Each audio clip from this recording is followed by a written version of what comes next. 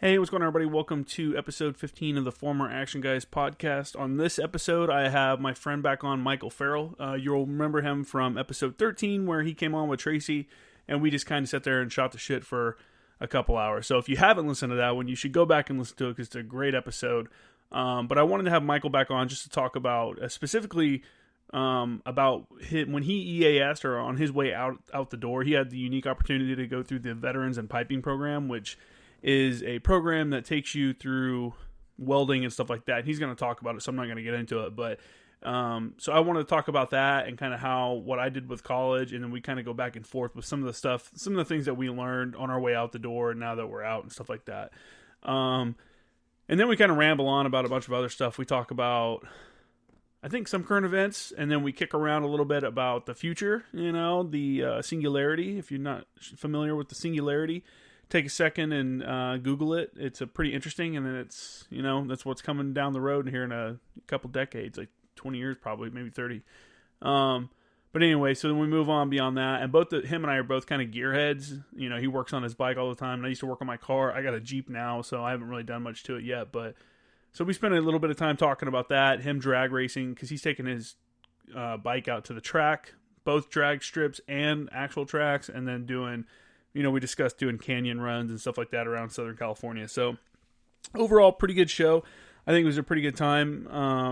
I do have a couple new reviews. Hey, thanks for everyone that's been giving us the 5-star reviews on Apple Podcasts. I feel like that's the only one of all the different platforms that we broadcast on that you can leave reviews. But whatever one you're on, if you're able to leave a review, please do so, and please leave a comment just so that people see that it's a good show and that more people are going to listen, and that we can get some of these stories out there, and that, it just becomes just another hit show, because, why not? So anyway, first review comes from Maddie1. It says, awesome idea, great storylines and guests. Keep it up, brother, and Semper Fidelis. From Master Sergeant White, USMC. Thanks, Master Sergeant White. I appreciate that. I hope you're doing well. And for the Marines out there, happy birthday. It's coming up here in a couple days, so I won't have another one recorded before the birthday ball, so happy birthday to all the Marines out there. It's coming up. I hope you guys have a good one and don't get too crazy. We might record a podcast on the Marine Corps birthday. That's something that we're talking about doing, so stand by for that. You'll know, I guess, after the birthday if we did that or not. So second review was from, oh, here we go. Gosh, I lost it for a second there. All right, it says, solid podcast. This is from Fiddler Lod. Great forum for guys to tell their stories and talk about their careers. The interviewer is good and is able to maintain a good flow for the entirety of the interview. Thank you for that, even though I just fucked the flow up on that sentence. Especially love the interview with my buddy Bard. Keep crushing it, J. Kramer. Yet. That's from Skidmark. Whoever Skidmark is, thank you. I appreciate that. Again, if you could, make sure you leave good ratings, or, just leave a rating that just tells people that this is a legitimate show, that it's worth listening to. Right now, I'm looking at Apple Podcasts, and we have 21 5-star ratings, so I appreciate that. And yeah, outside of that, hey, just make sure to check out my website, J. Kramer Graphics. Right now, a big thing that I'm doing is tumblers, the laser edge tumbler. So if you have a unit that wants to do you guys want to do your section or your squad or your platoon or even your company, battalion, whatever, you guys want to do a tumbler for coffee and stuff, or even cold drinks. I take mine camping. Hit me up and let me know. I can get you that out there. Laser etched with the unit logo or whatever, $19.95 each. So check it out, jkramergraphics.com. Check out my Instagram page, jkramergraphics, and hit me up on the email, formeractionguyspodcast@gmail.com. And finally, Twitter, 4, MER Action Guys. So all those ways to reach out to me, please do so. Please follow me. If you follow me on Facebook, you might have noticed I haven't been really posting a lot of news. If you don't follow me on Facebook, a lot of times what I'm doing is throughout the day I'm reading news articles, and I'll repost them on there just so people can read them. If I find them interesting, I post them, because I think it's outside of the normal news that you see every day. I don't really post a lot of politics and stuff like that, so I try to curate some interesting news and put it up there. Well, right now, for whatever reason, I can't get an answer from Facebook, but they're blocking me from posting links, so I don't know what's going on.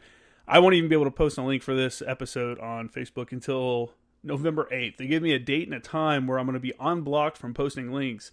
But when I request a reasoning why, or I submit a a request for a waiver or whatever, I get no response, but no one will tell me like what's going on. They've only given me a list of community guidelines, but they don't tell you what you've messed up on those community guidelines. So it's kind of frustrating, but it is what it is. So if you are one of my followers on Facebook, then that's why I haven't been really posting any of my normal news articles on there. So anyway, to the show. Hey, listen up, have a good one, enjoy the stories, and hit me up on one of those different accounts to get your ideas or thoughts on the air. All right. Hey, do I talk into the tip of the penis or the side of it? The side of it.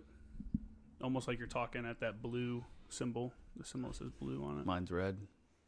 No, I'm saying the one that says blue. Blue. There you go. All right, we're on. We're doing this now. Hello. Welcome to the podcast, Michael Farrell. How are you? Last podcast was really popular. Everyone enjoyed it. I think it was a good time. That was a splendid time. Did you enjoy it? I had a great time. It was a good time. That's the first time I've seen Tracy, and I saw him one time at Walmart, walking into Walmart, and he stopped me because this is right probably a year after he got out. Mm-hmm.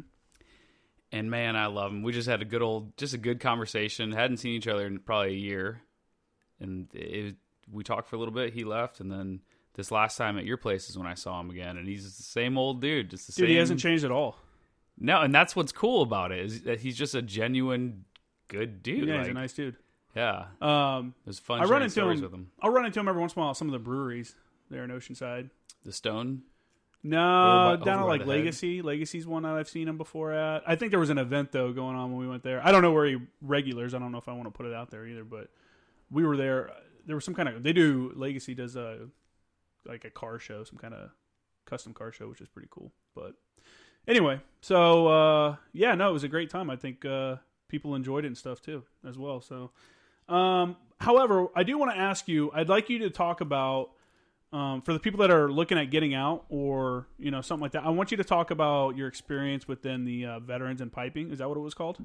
Yep, the VIP program. Okay, so no one really knows about that, and no one really knows how to, I don't think, because no one knows about it, just give your side of, how you're supposed to get into it and what it does for you, and then your experience with it. All right, cool, yeah. So, actually, I did it. Brunky did it as well when he was in. Oh, I didn't know that. You had one of the guys in Morton did it. Morton did it, yeah. Morton, I think he did the welding one too, didn't he? Yeah. So it's called Veterans in Piping. So you get these, right before you get out, I think it was you have to have 180 days or below, basically, to be able to even to try to sign up for it. It's like your precursors. And, because it's only meant for people who are getting out of the Marine Corps. You can't do it and then stay in.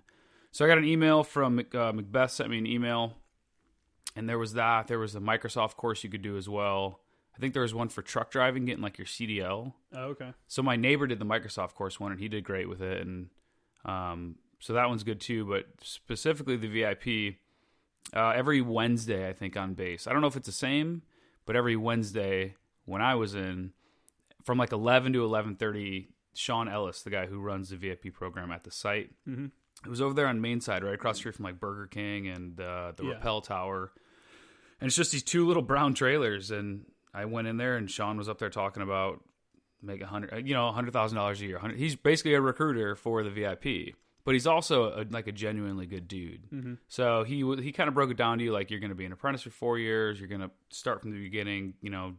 You're going to do the whole thing all over again. You're going to basically be a bitch for the first year, when you're just learning what you're doing. Welcome to the show, motherfucker. But he was cool about it, and Roberta was the weld instructor there. It was super cool. So Wednesday I went, and I brought it up to the unit, and the unit was like, all right, they signed off on it, which it's hard for them to sign off because they're basically losing a man. They're giving up a guy that they could use for 6 more months or however long it is. Yeah. Because I think the course was 5 months. Yeah.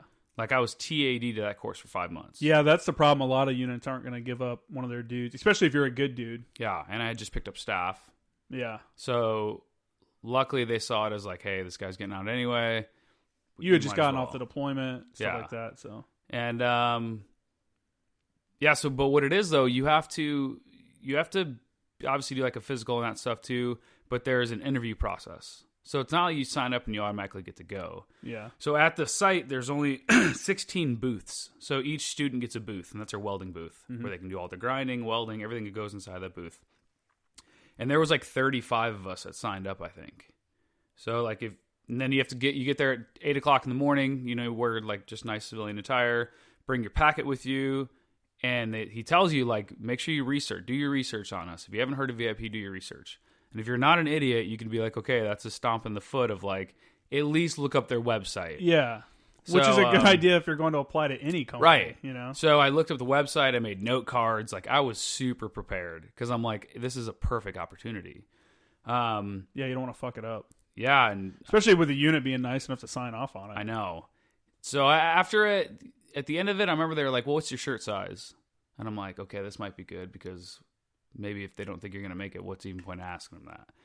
And I ended up being class commander for it. They picked me to be the class commander. I think it was because I was a staff, but it was also because I had been in for 8 years. Most of them had been in for 4. It wasn't supposed to be for careerists. What kind of units were the other dudes coming from? Because you came from Everywhere. Anglico, which made it a little bit easier. The command's a little bit more forgiving and flexible and stuff like that. So what kind of other units, just so people know that this is an actual option for them? I mean, we had engineers, we had some grunts, we had air wing guys. Honestly, it's almost who was in the unit. Those guys all had to have somebody that was cool in a unit, let them go do it. Yeah. Because this information like isn't put out there. There's like banners and stuff and emails, but no one really... Do you know if there's an East Coast version of that? Because this is at Camp Pendleton. There is an East Coast version. I'm like 90% sure there's an East Coast version. There's yeah, there is. I'm sure you could probably Google it. I mean, I don't know. Yeah, it's veterans in piping. So anyway, I got in, and it was 5 months.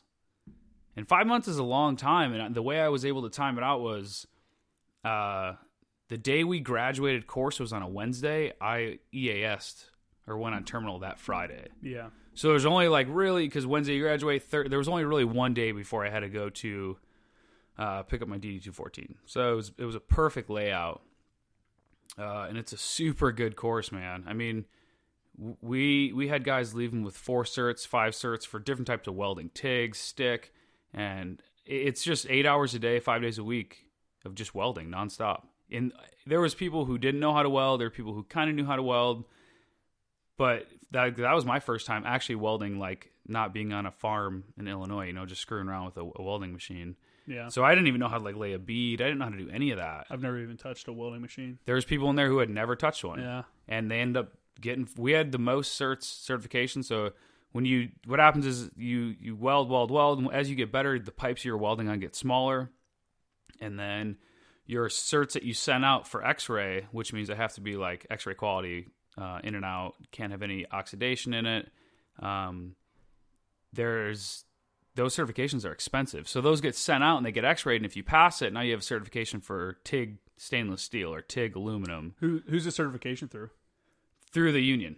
Okay. So the union actually puts on the course. The Marine Corps has nothing to do with it. Which union? Local 230 here in San Diego. Oh, okay. So the union is the national the union. UA. The UA puts it on. What's UA? So the United Association. So it's of. Okay. So that's who all the unions. That's who they report to. Okay. In America. So like that union puts it on. Local 230 is just here in San Diego. I just looked up Camp Lejeune as well. And they're also put on by the UA Veterans and Piping Program. It says you can apply military training to a rotary career. Free career skills training, industry recognized certifications, direct entry into a UA apprenticeship, which they take time off your apprenticeship, right? How much time? Yeah, so you did 5 months of training. How much? They apprenticeship took 2 time? years basically. So what happens is you're a pre-apprentice. People who don't know anything about construction go to construction. They're a pre-apprentice, and then a first year, second year, third year, fourth year, and then you graduate for a journeyman. So basically 2 years, because pre-apprentice and then first year, because I got to start out as a second year. Mm-hmm. Same thing as picture being promoted or lat moving like in a unit. Yeah. Or, not in a unit, in an MOS. Or it's like, man, yeah, cool. I'm a second year. Like, say I get to the fleet and I picked up Meritorious Lance in Schoolhouse. I'm a Lance Corporal, but like when you get to the fleet, you don't really know what Lance Corporals do. Not that they do anything, right? But I know what you're saying. Yeah. So it's cool. It's like fake. Like yeah. Hey. So I got there. It's like when I lap move, I was a sergeant. Now I'm back 0861 as a sergeant. You're looked at like that guy knows everything. He's an 0861 sergeant. Yeah. Really, I was a radio operator. Then lap move, same thing. So. It's cool starting out as a second year, but not all places let you do it. Local 230 down here in San Diego just happened to let me do it. Oh. Some of the guys that went to their unions, they didn't do it. It's all union dependent, but it's a very good chance you'll start as a second year. Very good chance. Okay. But you just have to be good. Yeah. But you have to show up and like, you know. But it's so simple. It's so simple to do. You show up at a job site. Like I think one of my first jobs I had, we had to show up at this place at like 5:30 to do the paperwork for it. Mm-hmm. So I like got up early. I dressed in like, even though it was like working attire, it was still like nice attire. My boots weren't undone. Like it's just simple logic stuff. You see dudes show up 5 minutes late. Their boots aren't even laced. Their boots are flopping on their feet. They got a shirt that doesn't fit. It's like the simple stuff like that is weird how nobody knows that. I don't know why guys think that once you leave the military, you just don't be a professional anymore. You know what I'm saying? So, correct. Like first impressions are everything. And that's the thing. A lot of these guys that I'm showing up to work with, they've never gone to the military, so they don't get it. And I think you're talking about at the union. Yes. I thought you were talking about at the job. No. So I'm talking about I am talking about at the job. So now I'm out of the Marine Corps. My first out of the Marine Corps job is a construction. No, I meant at the schoolhouse, the training. Oh no, yeah. So you don't really, and a lot of people don't give a lot of credit to the Marine Corps for that. That there are some people who don't even know. You know, they go to boot camp. They don't even know how to wash their body right. You know, they don't know simple human tasks. Everybody was raised differently. And like now not everybody had a mom and a dad that taught them like normal life skills. And now that you're out, and I go to that first job, and I'm like, you don't really give the Marine Corps enough credit to making sure people even know how to do that to start with. Because you get to these jobs, and I'm like, how does that guy not know? Like, what is he? You know, it's just so that was one of my validations to myself that I was gonna be okay if I got out.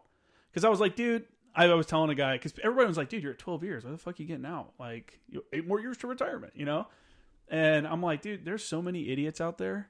Like, look around, and they're all surviving. And I'm like, if they can survive, I can totally survive. Plus, I can tell people I'm a veteran, you know, because some jobs like that. Some don't, whatever.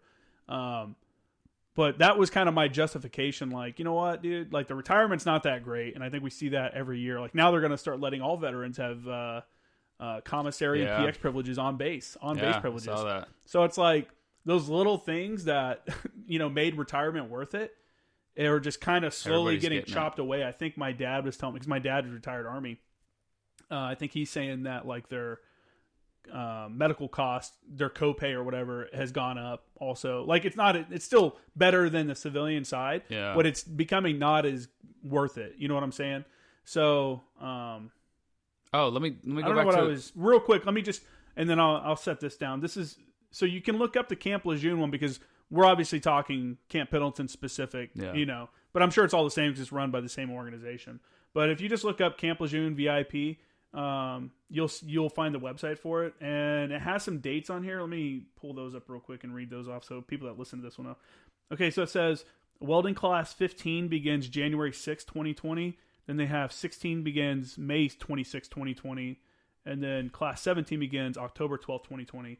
And then you have to go through the interview process. So January 6th is coming up soon. I don't know how long it takes to go through all that. So if this is something you're interested in, or it's something you know someone else may be interested in, and you're at Camp Lejeune, make sure you pass this information on to them. And I'll straight up, like, we rolled right into this program. I'm not part of this program. I don't know anybody. This isn't like a sponsorship or anything like that. Like, you didn't even know I was going to ask you about. So I don't want people to. I just think it's a really good. It's just an example of opportunities that you can make for yourself, but you have to fucking ask. Like, no one's going to be like, hey, Bobby, I know you're getting out in 6 months, and I heard about this welding program. You should do it. You know, like, your command's not going to do that. Yeah. You have to go to them, and don't be a bitch about it, and ask. And you know what? Honestly, if you've been a piece of shit for the last 4 years, don't be surprised when they fucking tell you no. Exactly. You know? Or, you know, they may want to just get rid of you, and they send you over there too. That's also an opportunity. But the number one benefit of that program was, so like 2 months before you get out, or 2 months before you're done, he talks about the guy who is in charge of the UA, basically, who puts on the program. His sole purpose is to help you and get you a job. So you fill out an application, you put your first and your second request for where you want to work once you graduate this course. And this course will put you in any job in any union, any job, any local, pipe fitting local in America. They're guaranteed to get you that job. Like nobody else says. Really? Yeah. I think Morton had a problem getting one where he went. So the local will accept you and put you in school. They'll get you going. Once you get in school, then it's the job's job. People who own companies to come give you a job. Yeah. So the union will automatically put you in school and everything. And then you're on a list. You're just waiting for your number to get called to, hey, we need you to come work. Yeah. And then that job could last a week or it could last a year, right? Yep. And nobody else does it. Nobody else can tell you you're guaranteed a job. And it's good. You're guaranteed health care. The wages union wages are good. Union wages are really good. Yeah, I think if you're going to do construction, like I always said, if I was going to get out and go into construction, because I did some framing and stuff before I joined, if I was going to do construction, the union's the way to go. Just because the benefits and the pay is a lot better. I will say also that I'm not like 100% pro-union on everything. I'm not, again, that's why I don't want people to think this is like an advertising thing. I'm not pro-union for some stuff. Like public unions, I think we shouldn't have public unions. Because then if you work for the government and you're part of a union that represents government employees, now your union is bargaining against taxpayers. You know what I'm saying? Yeah. Instead of like a company. And that's different. I think have free reign to bargain against a company, a corporation, stuff like that. But I think the government sector where taxpayers are paying for it, I don't think, I don't know. I don't think that's right. But that's just I'll let Sean know. Let him know. No, I'm just kidding. kidding. No, I mean, that's just me though. I'm all about like private sector unions, but government sector unions, I'm not really. And hey, if you disagree with that, feel free to hit me up at formeractionguyspodcast@gmail.com.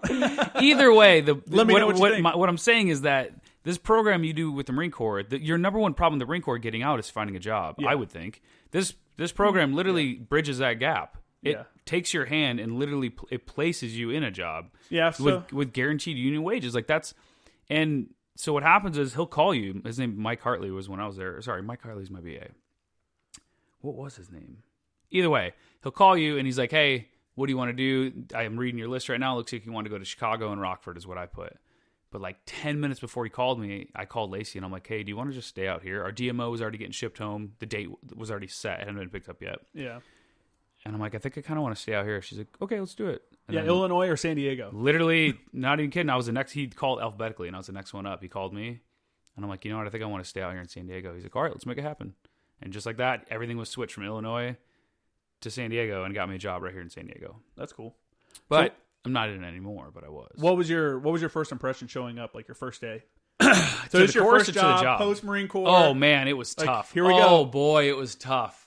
I'll never forget it. And it was just so, I don't know what it was in me, but it's like going back to boot camp. Not that bad, but it was obviously not that bad, but it was the same kind of like aura. Well, was your first day of work, was it on a job site or was it at a school? It was on a job site. Okay. So I had you think of a job site, you see a job site, everybody's working, everybody's doing stuff. You're like, yep, you get it, you drive by. But imagine look at them constructing things. Imagine them being like, hey, you're going to do this and the thing is, when you go to that course, it's pipe fitting and welding. You learn how to fit pipes, how to measurements, and then also weld.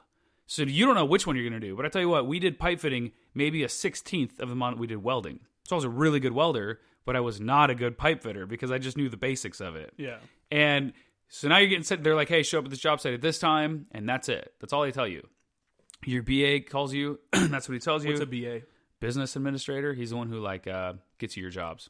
He's the one if you're laid off, he's the one who's the jobs are coming to him. Then he's getting the people for the jobs. He looks through the list, and so he's like the monitor. Right. I had to go take a drug test. I get there, I get my paperwork, and I'm there. I'm like, all right, so I got to get there I got to be here at 5:30, or I had to be there at 6. I'm like, I got to get there like 5:15 because parking might be bad. It's a construction site. Those are the things you think of because you're in the military. Yeah. Civilians are like, yo, I got to get there at 5:30. Okay, I'll wake up at 5:10. I won't shower. I'm parking at 5:30. Yeah. Like, it was in the parking lot at 5:30. So I get there, and I have no idea. Imagine walking up to it. We were building a big pharmaceutical company. Huge complex. Like, I don't know. Take a drink of water. 200 yards. I know, dude. Cough My throat face. hurts. Yeah. So I get there, and I'm like, dude, I have no clue where to go. Who do you even go talk to? Who do you even... Oh, so you showed up without like a point of contact or anything? He gave me a point of contact and the phone number, but he didn't answer his phone. He texted me. That's what it was. And he's like, come to the trailer. But you look at a job site, and there's 10 trailers. I'm like, okay, this isn't... So I get his name was... I can't remember what his name was. A little Mexican guy. And there's like 100 of them. You know, they're everywhere. A bunch of Mexicans and everybody working on a job site. Wow.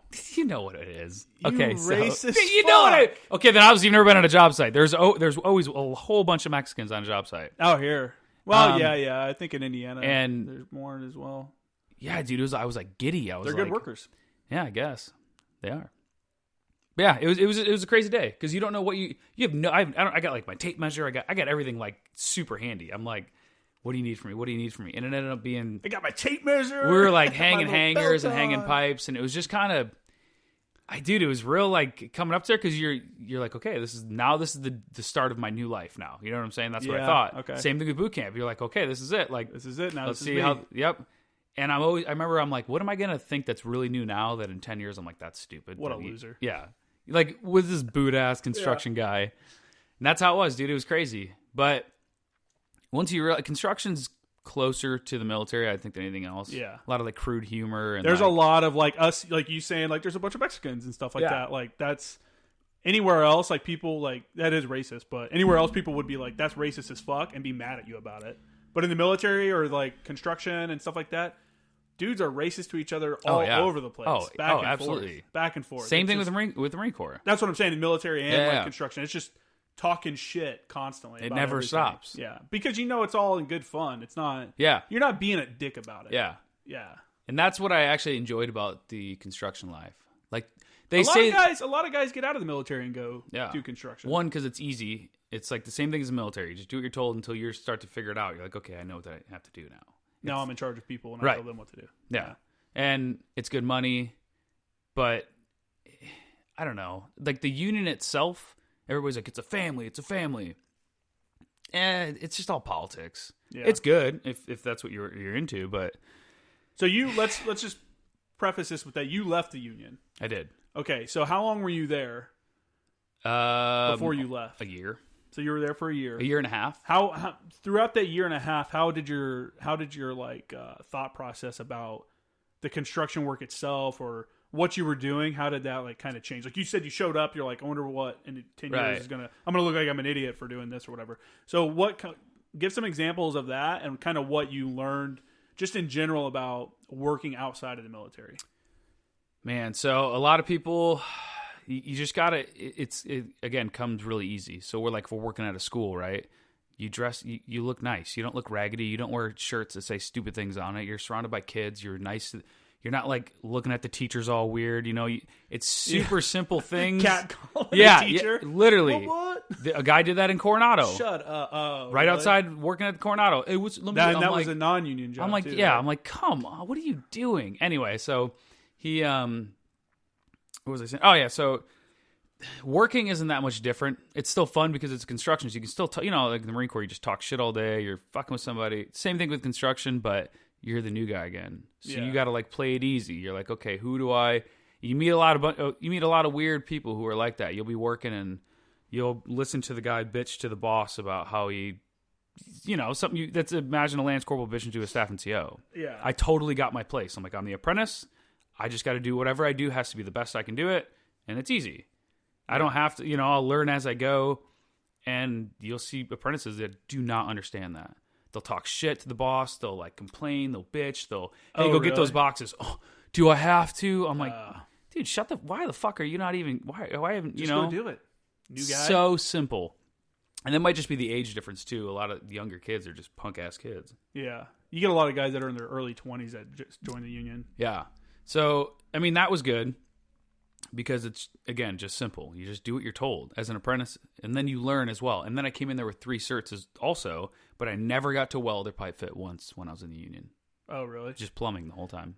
Did you feel like you could ask questions and Or did it feel like you were learning? Were they trying to teach you, or did you show up and they're like, do this, and they walked away and you're like, what the fuck? Totally dependent on who you worked with that day. Yeah. Some guys were complete dicks. Yeah. Just total fucking dicks. And I remember one guy I was working with, he was like, yeah, I used to have a Marine Corps sticker on my helmet. I was like, oh, you're in the Marines? He's like, no, but everybody always thought I looked like I was in the Marines, so I just put a sticker on my helmet. What? And I was like, are you a fucking idiot? Are you a fucking idiot? And I'm like, okay. And we were both in scissor lifts. We're both 20 feet off the ground. And I'm like, I wanted it. And I was like, the new guy, he wasn't much. He was like, I think he was a third year. Mm-hmm. Like, picture like a PFC and a corporal maybe, something like that. Yeah. And I'm like, okay, do I tell this? Do I escalate the fuck out of this? You should have just been like, that's a real douchey move, bro. And then or just leave it like that. do I just didn't say anything. Yeah. Literally just act like I didn't even hear it because I'm like, this is not my part. This is not my, because again, time and place. The union's like politics, man. If that guy knows, the foreman better than I do, I'll get laid off first. And that's exactly how the union works. They'll hang on to dudes who are garbage, who they're friends with, and then they'll lay you off. Because, as a job comes to a close, they need less and less people because the finish is getting done. And usually, the guys who, they could be good workers, hard workers, they just either the foreman doesn't know them or the foreman maybe doesn't like something about them, or, it's tough. Yeah. But we kind of do that, though. When we were at Anglico, it'd be like, dude. Yeah, 100%. Dude, that's life. Yeah. But in the union, it's so relied upon that you just see so many journeymen who've been in for 26 years and they know everybody and they just don't do any work. They just sit in their truck. There was an electrician guy who was so fucking fat and he'd give me these dirty ass looks, this nasty thing, dude. Huge. And I was like, this guy is, I fucking slap you. Like, we had a guy who was the inspector, right? So he goes, you call the inspector, hey, we already laid all the condensate, all the line, everything. We need the inspector to come, read the gauges or whatever, and it's done. Mm-hmm. He signs off on it. An inspector wouldn't even, he's so fat he couldn't climb to the roof. He couldn't get on a ladder. So we had to take his camera up for him and take pictures of our gauges and then bring the camera back down to him to see him. Oh my God, dude. That's the people you work with that you're like, what the hell? So my brother-in-law is a union guy up in Indiana and Lafayette.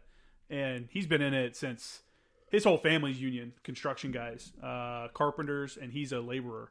And, he loves the union.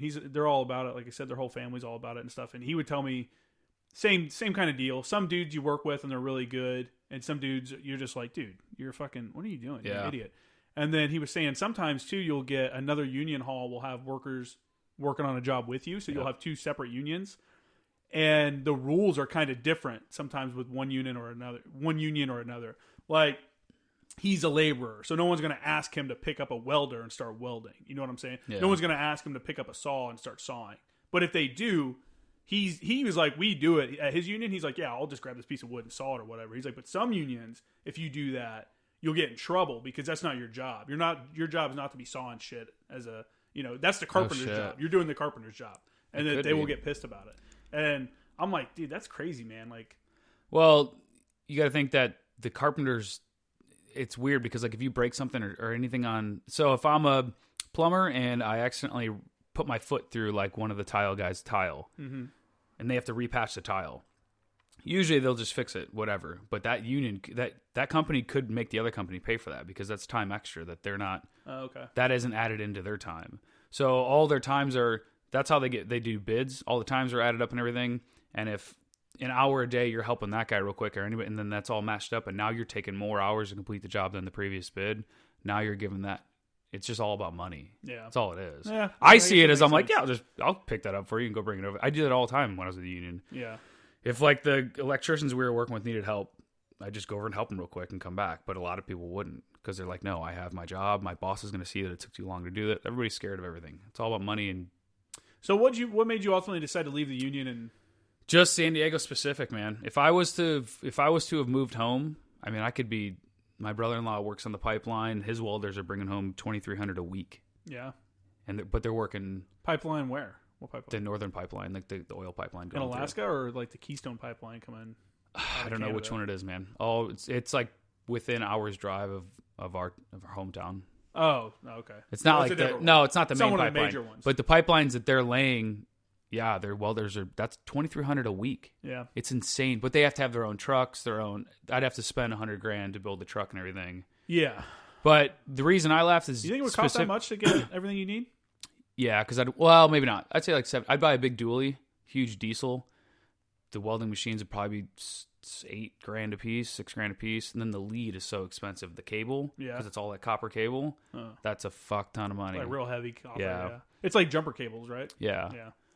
So yeah, just San Diego, man. It's so slow. So like I said, I had never even pipe fit or really welded. No, I never even welded on a job site either. All I did was plumbing because my union is a pipe fitting and plumbing union. Mm-hmm. So from a pre-apprentice to your third year, you can do plumbing and pipe fitting. Okay. But at your third year, you have to pick: do you want to be a plumber or do you want to be a welder pipe fitter? So by that, now you're honed into where you're actually going to go, right? Yeah, so they don't have you plumbing as a fifth year. I just did plumbing. I got laid off, worked again for another 8 months, laid off again, and that was it. And there's just so many people on the books. I could go to LA. LA is booming right now. It's huge because all the oil rigs up there. Yeah. It's just San Diego, man. There's just so slow. Yeah, I think the last time you were laid off, how long was it for before you all right, I'm done with this now? It was over a month. I know that. The last time you got laid off? Oh, after the first, I think it was 2 months. It took me about 2 months, and I was like, "Yep, this just isn't. I'm not." So how much of a pay cut do you take? Because you get unemployment. That's the good thing about the union. Yeah. So, and the good thing about the union is that unemployment, you don't have to submit your job searches weekly to unemployment. Yeah. Since the union is looking for your job. Yeah. So I mean, you literally have to do. It streamlines the process for you. Right. What was the question again? How much of a pay cut did you take from working and not working? As a second year of the union, I think I was making like $680 or $7. What was I making? What was the hourly 700 rate? $23.50 an hour. So $23.50 for a second year apprentice here in San Diego is what someone can expect for a pipe fitter. But yeah, and it goes up about $1 every year though. Okay. So until you hit like journeyman, it's even more, right? No, $1 every year as far as your normal raise. A second year. It's like next year, the second years will be making because of inflation. Okay, gotcha. And because that's how the union does it. If you're a journeyman, basically every year it's like $80 to $1 raise, I think is what it is. Okay. So like a welder right now, a journeyman welder is making like $49.50 an hour, I think. So next year they'll probably make $50.50 an hour. Yeah.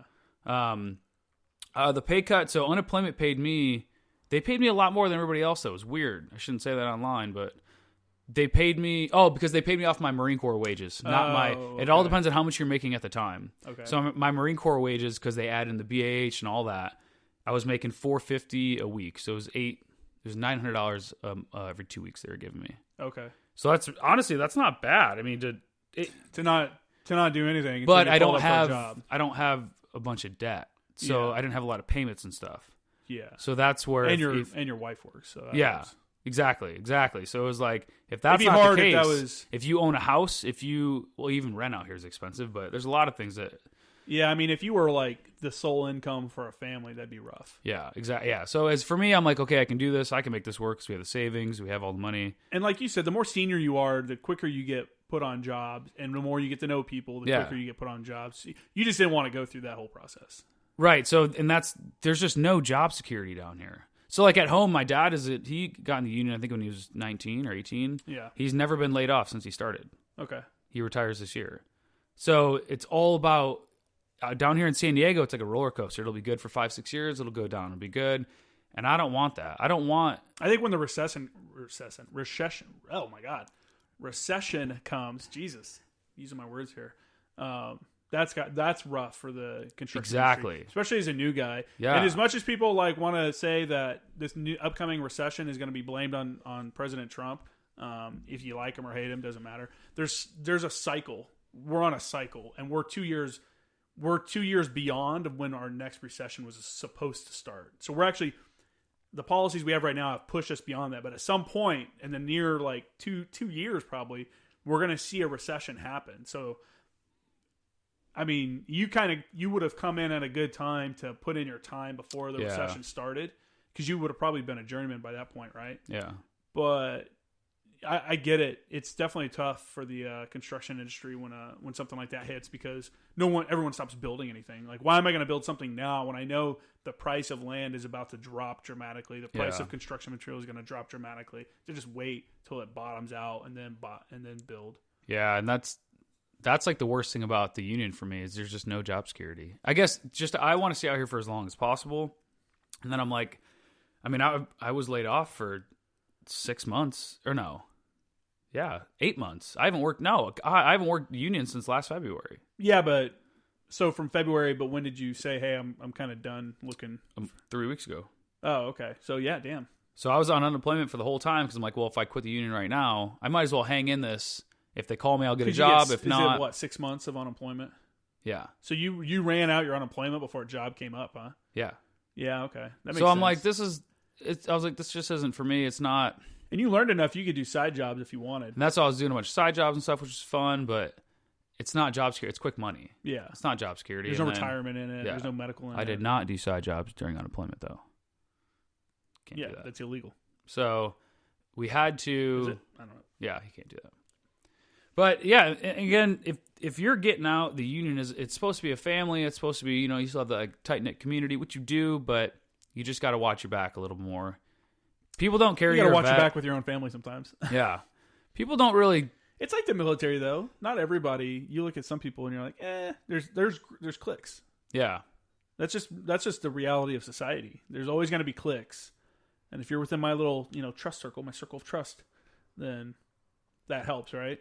Yeah, for sure. And that's every industry. I mean, that's just the way it is. People will get mad about it with stuff, but it's like, if you don't like that, how it is in that industry, then get out of it, one. Or two, don't be an asshole. Because normally if you're not an asshole, you get in these little, you have your own little group. There's a group of assholes. I just saw a thing online yesterday or the other day that my friend who went to high school with me, she's not doing too, she's like a single mom, lives in Chicago, smokes cigarettes. Like she's not doing so hot. And she smokes cigarettes, so she's really going down. Yeah, I shouldn't have said that. Yeah. Either way, yeah. Either way. So she put up the meme the other day that was like, it's not the meme, it's a video of that bank teller.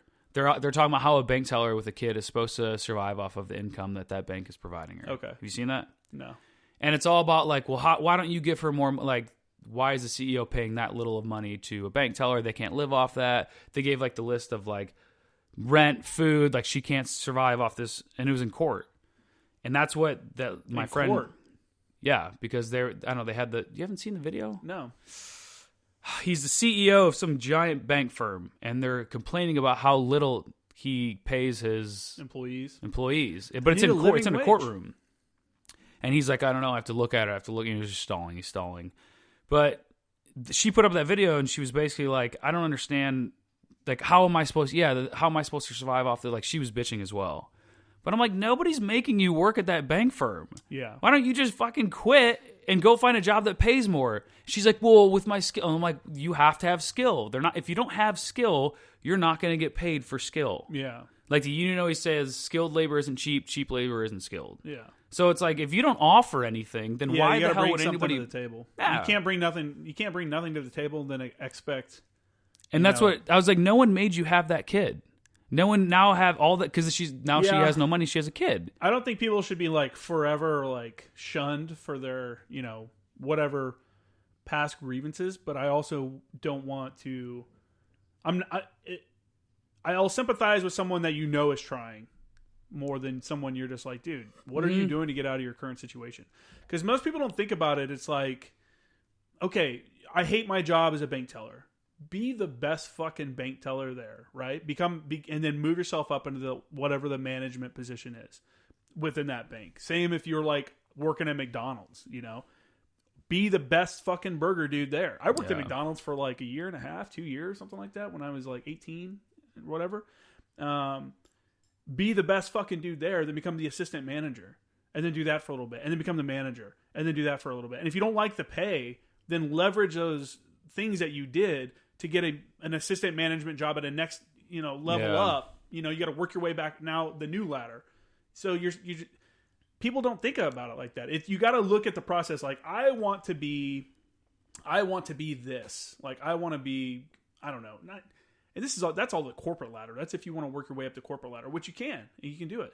But let's say you're like, hey, I want to be a fucking astronaut. You know what I'm saying? You're like, what does it take What are the to requirements do that? What are the for it? steps? Like, look at the steps. Yeah, of but it, that you know? I think that's where people are just entitled. People don't want to put in the time. They're entitled. Yeah, I don't deserve. If you're looking at your job prospects, especially if you're looking at your job and you're sitting there like, you know what, they don't respect me for the whatever it is I'm bringing to the table. Like I deserve more, and I know I deserve more because I have these skills. That's when you should be filling out a new resume and shooting it out to other companies. That's when you should be on LinkedIn and updating your LinkedIn account, networking, going to networking events and stuff like that. That's what it's all about. And I don't understand how people can't, and like you were saying, be presentable when you show up. Yeah. How are you going to show up to your first day at work or whatever and be fucking late? You know what I'm saying? Or even right on time. Like, networking is huge in the construction company. That's how you get side jobs. That's how networking runs the world. Networking is huge in everything. If you want to make it somewhere, you can make it without building a network, but it's going to be fucking real hard. Like, you have to just, I just told my kid this the other day, yesterday actually, and it was a phrase that we would use. Someone would use in the Marines. I can't remember who it was. And they'd be like, a closed mouth never gets fed. So it's like, if you don't ask or you don't bring something up or be like, hey, you're never going to get anything back. Yeah. You know what I'm saying? You have to be, hey, what's going on, Joe Schmo? I'm so-and-so and I work in this industry. Like, introduce yourself on LinkedIn. Like, be professional. Make sure you're all, I don't know. You have to kind of make your own. People don't do enough to make their own destiny. They just complain about their station in life, but then they continue to sit in the same spot on the same couch and go, huh, the fucking bullshit that so-and-so is getting this and that. And then it's like, huh. They're so worried about so-and-so or somebody else. They're like talking shit about how good they have it, that they're not sitting there going, how good do I have it right now? Way better than a lot of people around the world. Yeah. And two, like, how can I make my position better? Well, not only that, but it's how bad do you want it? So, like, Exactly, right now, 100%. Right now, I'm not in the best shape ever. Like, it's just not happening. And sometimes I think I'm like, I'll like bitch. I'm like, God damn it. But I'm like, obviously I don't want it that bad. You're in pretty good shape. You're still going out and doing multiple mile runs with like a running group. And but shit. But I'm not like, I don't know. Either way, I can be in better shape. I know what you're saying. But you can always be better. Exactly. That's the right mentality. It always comes down to how bad do you really want it? Like, I'm not a millionaire, right? But I'm always bitching like, man, I wish I had. Obviously, I don't want it that bad. Because if I really wanted it that bad, I'd go out and get it. You go, hey, I want $1 million. How can I get $1 million? Yep. And that's it. Honestly, like, let's go back to the shrooms. The first time I took shrooms, that's what brought that to my attention. What? That whole saying, that type of thinking. Yeah, is that I don't know, dude. I had this weird, deep like thought with myself, and it brought out a lot of things I think I was like insecure about and shit. And I'm like, obviously, I don't do it because I don't want it. And I'm like, well, I do want it. This is like me communicating with myself. You're comfortable in your own environment. Comfortability is the worst thing ever. And that's what I've fallen into so hard because it's comfortable. That's why guys don't get out of the military. It's easy. It's comfortable. I get paid. I know when I'm getting paid. I know how much I'm getting paid. And then you realize, like, if you want to get out of the Marine Corps, obviously you don't want to get out that bad if you're not going to get out, you know? And so it's cool. You don't have to get out, but there's nothing wrong with it. In life. But don't complain about the guys that are out or guys that did get out or guys that want to get out because that's a different path. Yeah. You know, that's not your path. If you are almost shunned upon. But if you're going to stay in, if that's the path you want to take, then be the best fucking dude in the military. Yeah. Your goal should be the highest rank you can get, like Sergeant Major of the Marine Corps or fucking Commandant, I guess. You know, I mean, if you're into that. Or Master Guns. I'd rather be a Master Guns. But it's also super easy to get super comfortable. Oh, yeah, 100%. Yeah, you get comfortable, I mean. With anything. You get in a rhythm. You're like, okay, this is working. Why am I going to introduce any kind of friction into this? But you know what, man? If you don't, then you're never going to. That's how you explore. That's how I thought about, like Lacey was working, I'm working, and I'm like, this is comfortable. This is easy. But then I'm like, if I'm just going to sit on this couch, unless I'm going to the gym, this is the first time I haven't had a job since 2000 I got a job when I was 13 at a pizza restaurant, washing dishes. Nice. For 8 years. I did that. No, I didn't. At 13, I got a job at 13 throwing newspapers. 13 to 21 I worked. 21 to 28 I got in the Marine Corps. Yep. I went to the Union, and as of 3 weeks ago, basically, this is the first time I've ever been jobless since 13 years old. And I'm like, this is comfortable. I'm going to the gym. I'm like, okay, I'm kind of working on myself. But at the same time, I'm like, I need to get out of this. But then introducing the friction, right? I'm like, I need to go to school for something. Then that's that friction. It's like, why do I want to introduce this friction if everything's going okay? I like school. But then you're like, well, fuck, man. If you don't do anything, you're just going to sit here. And that's why I'm like, school, what's wrong with getting educated? All going to school is going to do is open some doors. You know what I'm saying? Yeah. And you're young. You're younger than me. I mean, you're 30, right? God. Jesus Christ. Fucking 30. So it's weird being at school being 35, but being 30 would be easier, I think. But either way, you have a different mentality going into it. Like people that get out and they're like, fuck going to school. They're looking at it like going to high school. Like, oh, I fucking hated high school. Yeah. I hated going to this. But again, you can kind of shape your own destiny because you get to pick your major. So you get to pick classes that you want to take. Yeah, there's some garbage ones. That's the friction. You got to check those boxes, get through the stupid college algebra or whatever to get on to the other stuff that you want to do. Like, I want to learn how to do, let's say, I'm not doing that, but let's say you want to do like sound engineer or something like that. You can learn on YouTube. I'll be honest, like a lot of these jobs that we do nowadays, these creative jobs, stuff like that, all that shit's for free on YouTube. You just have to look it up.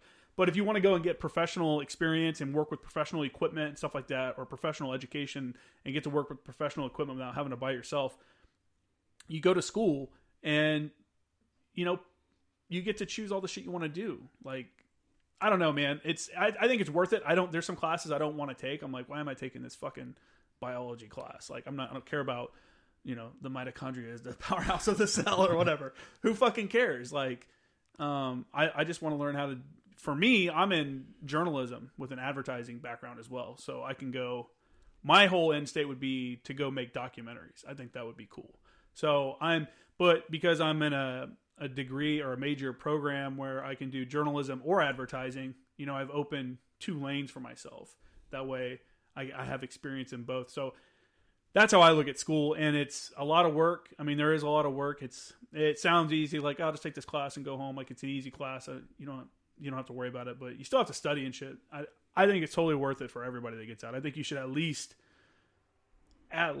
do 1 year's worth of school at a real school, you know, at a community college, not like an online one. Just do your local community college where you actually go to school, because that makes you have to get up and do something. You know what I'm saying? Like, yeah.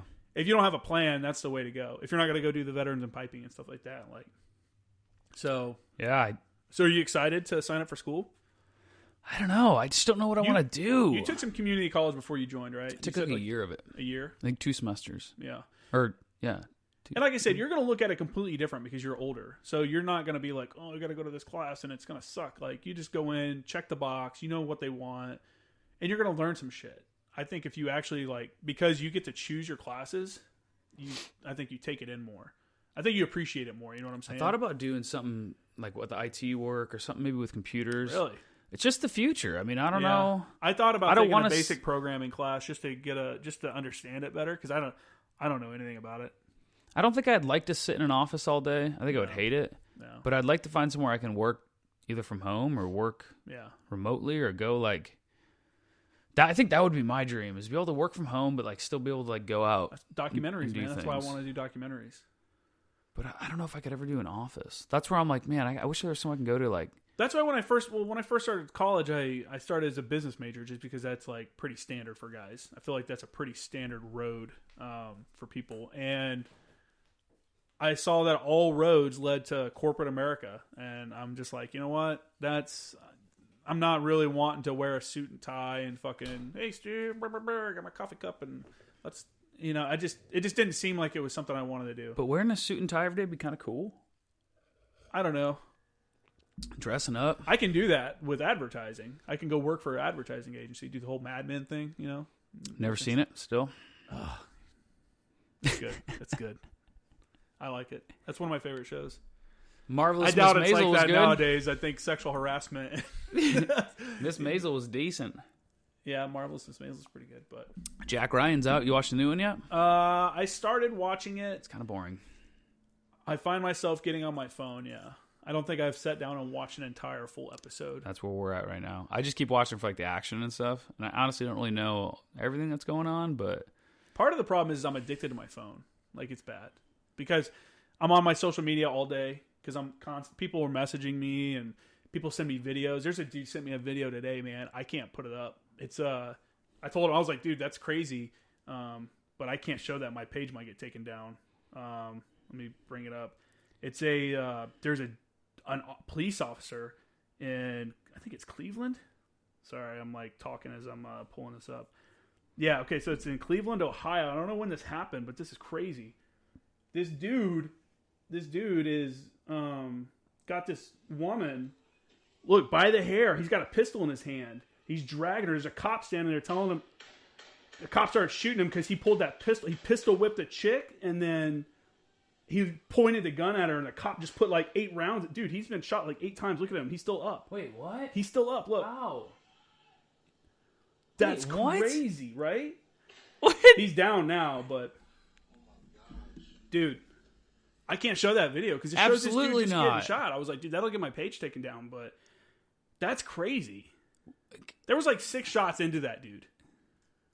Okay. That got sent to me on my way over here. Somebody sent that to me. I was like, dude, what is your side strategy if that page gets taken down? What are you gonna do? Oh man, because that's got to be a fine line that you tiptoe. I think I have 2 strikes, dude. I think if you get a 3rd strike, they take your page down. Do you have a backup account? Okay, because I hadn't announced it. I hadn't had anything. That's hang on, funny. because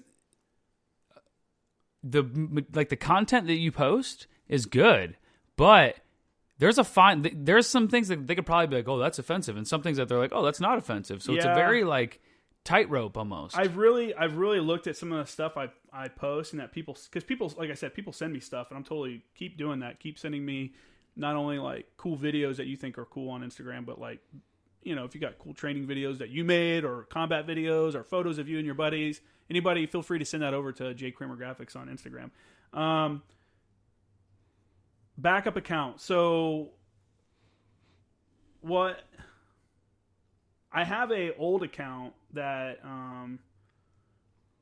it was the Camp Pendleton Auto Club page, right? Camp Pendleton Auto Club was a group I started. So I mean, this is kind of how I fell into this whole thing. I was never planning to start an Instagram page and no, never, and a graphic design and like all this stuff. Like I just kind of fell into it, and I think the social media management thing. My experience from this was from I'm a admin on the 0861 community page on Facebook, which is kind of. I mean, no one really gets on it that much anymore. Every once in a while, you'll see a post. I think all the guys that are the admins are all out now. I think one dude is an instructor down at PAC, excuse me. But I think everybody else is out. I mean, he's out as well, but he's still kind of working in the community. But I think that also makes it more strict on the stuff that he can do also, because, you know, he can't be posting crazy panel check videos, because that's, you know, he's the guy that's supposed to be there going, hey, don't do panel checks like that. That's dangerous. So anyway, I ran that page, and then I ran, a kid started this Camp Pendleton Auto Club page, and cause I had an Evo 10, you know, I had the rice burner fucking fast car, whatever. People hate on it, but I love that car. I was the only owner. That shit would beat a lot of cars. Yo, just saying. So this dude started this page, and there was like 10 of us, and he kind of he added me as an admin, and he never really posted anything. And that's what happens with a lot of these pages that guys start. They're like, I want to get in on social media management. They don't realize it's work. Like running an Instagram page, and I mean, it's easy. It's easy as in it's not, I sit on my couch and do my job, or I sit in class. Like if I'm in a lecture that's stupid, I'll sit there and respond and stuff to people. But what I saw and what I learned and what I gained from running these small pages was that it's consistency. It's all about consistency, right? So I've been trying to be as consistent as possible. For the Camp Pendleton Auto Club page, I would, once we set it, we're like, all right, hey, every other Friday we're going to have a car meet on base, on Camp Pendleton, and we'll just put it on the Facebook page, and whoever shows up, shows up.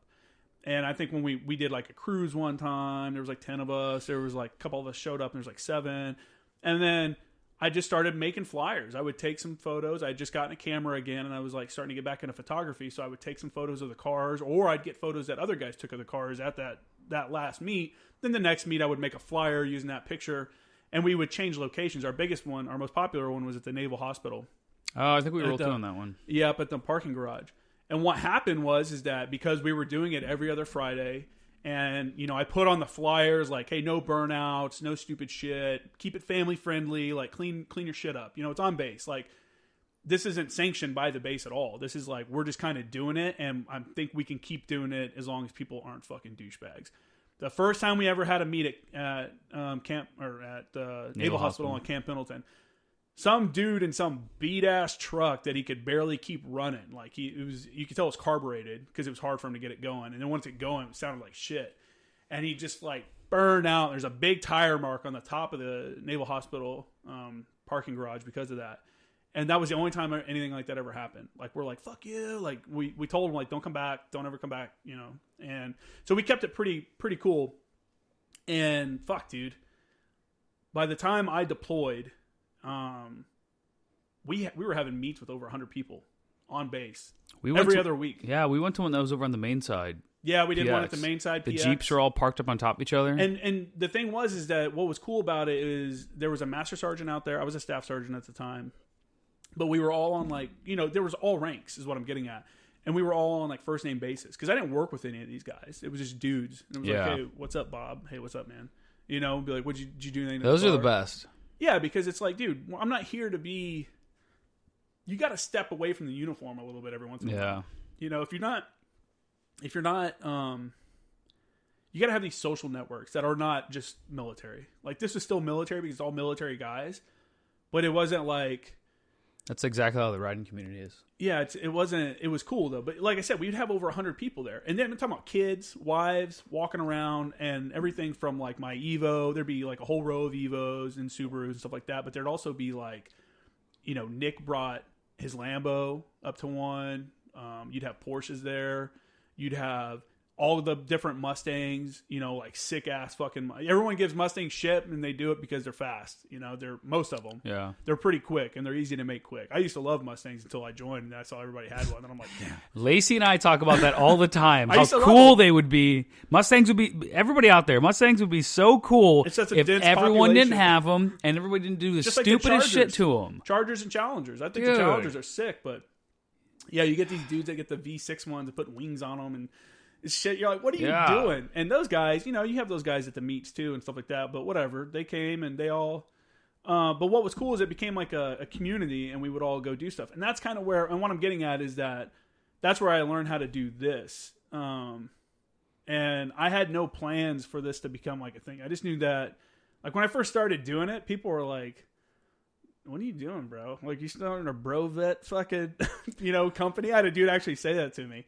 And I'm like, about I don't what? know, man. I was like, I'm just about the Jay Kramer graphics page. And I'm like, I don't know, man. I'm just, you know what? I don't want to work at a fucking something. I don't want to, this is something. I can do it. It's something I can be consistent. It's nothing right now. I'm just posting up funny memes and shit like that. And I started the website, and the whole thing about the website was that I got out, and I just remember somebody asking on a Facebook page, like, hey, can anybody get an Anglico shirt from the company? Because no one fucking makes them unless you want to order them off eBay from China, and it's just that one giant stupid logo on the front, you know? Or you can get them in town, but they're expensive as shit. Yeah, and so that's why I started the page, because I was like, look, one, it can help me because I'm going to be a full-time student, so this will be a little bit of side income, which is cool. And two, it helps the community of dudes that are within Anglico, which is a super tight community. You know, you're talking about units with less than 200 people in it, but those dudes stay in contact with each other, and other dudes. Like, I've met other guys from other generations of Anglico that I talk to and stuff like that, just because you have that commonality of being with that unit and doing different things in the regular Marine Corps. And so I started the website just for the Anglico stuff. And just like everything else, man, you just, like, consistent. It'd be like that first car meet where there was like 7 of us, you know, and we're all like, hey, what's up, man? Car meet. This is cool. Yeah. You know, that was like the first days of the Instagram page. People were like, oh, cool video. I'd post some, like, you know, some shit I'd pull off that I had on my phone from, you know, one of my last controls or something, and just keep doing it. And it just built. And people don't want to do that. I'm talking about backup account. Oh, yeah, fuck. I just thought about that. Oh yeah. And the reason I was talking about the Camp Pendleton Auto Club page and stuff like that is that I had an Instagram for that page also. So I started Camp Pendleton Auto Club Instagram page, and because I wanted to keep building it. And then what happened is like when it was peaking, when the group was peaking, we were having, you know, consistently like 70 plus people at car meets. You know, some of them had over 100. Like I said, we started having meets off base, like joint meets with other car groups from other areas would come in. We were doing stuff like that. And I got tagged to go on the Mew. And the other guys, there's other administrators on the page, but I was the one like consistently posting. Like they'd get on and comment every once in a while. Somebody commented, or they would help police. Like I remember some chick was on there trying to sell tires and bullshit like that.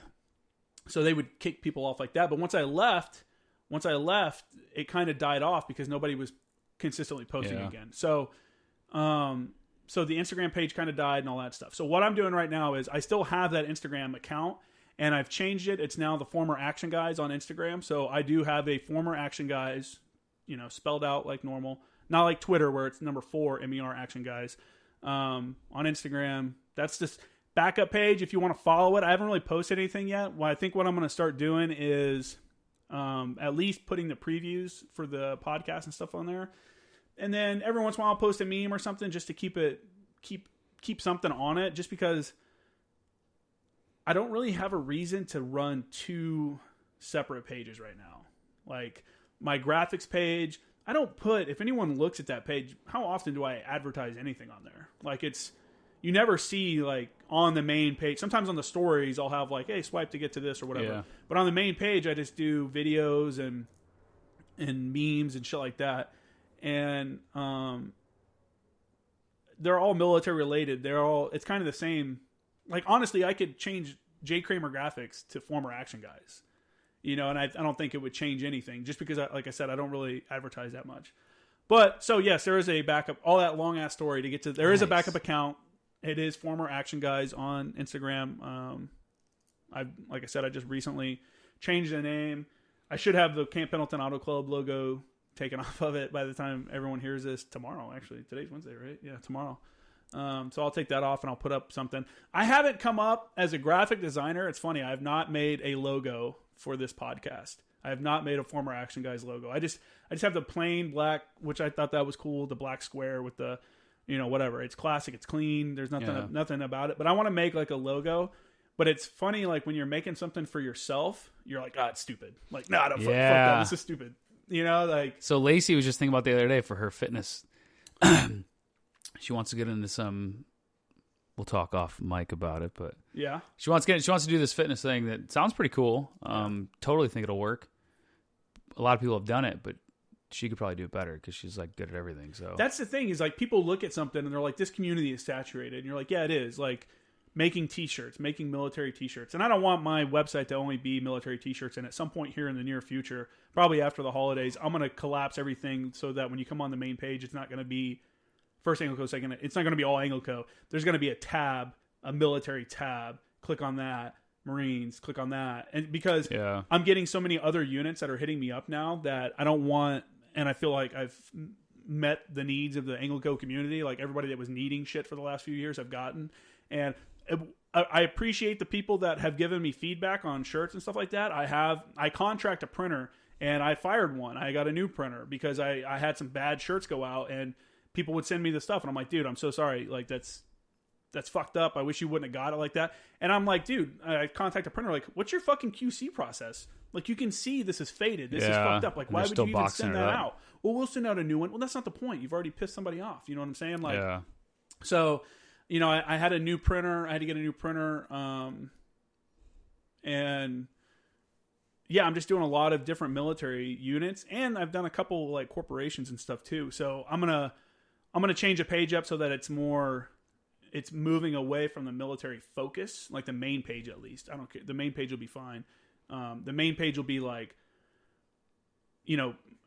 original works kind of deal. That's what it's going to be. Because I want people to come onto it and realize that it's not just an Anglico page. Like I don't do like a guy said something to me the other day about like, hey, can you do this logo? I know it's not a JTAC logo, but can you do it? I'm like, yeah, dude. Like I don't want that impression to be that I only do like stuff for Anglico or I only do stuff for like dudes that are JTACs or forward observers. So yeah, I'm gonna change that up. But leaving the Anglico community, are you? No, I'm not leaving it. I'm just kidding. I've been rambling here for a few minutes, so yeah. What were we talking about? Fuck, I don't know. Lacey? What about her? She's starting a a fitness page. Her and I talked about it. She already has one. She has a page. We were talking about how she could do it better. So yeah, if an industry saturated, I hate it that people just don't believe themselves enough to be like, hey, I'm better than most of these people at this. And that's a lot of it. That's a lot of just being successful, and especially in an industry like this where you have to self-promote and stuff like that. Consistency and knowing that, like, hey, I'm putting out something that's quality. There's sometimes I post something and I'm like, fuck, why did I post that? Then I'm like, should I take it down?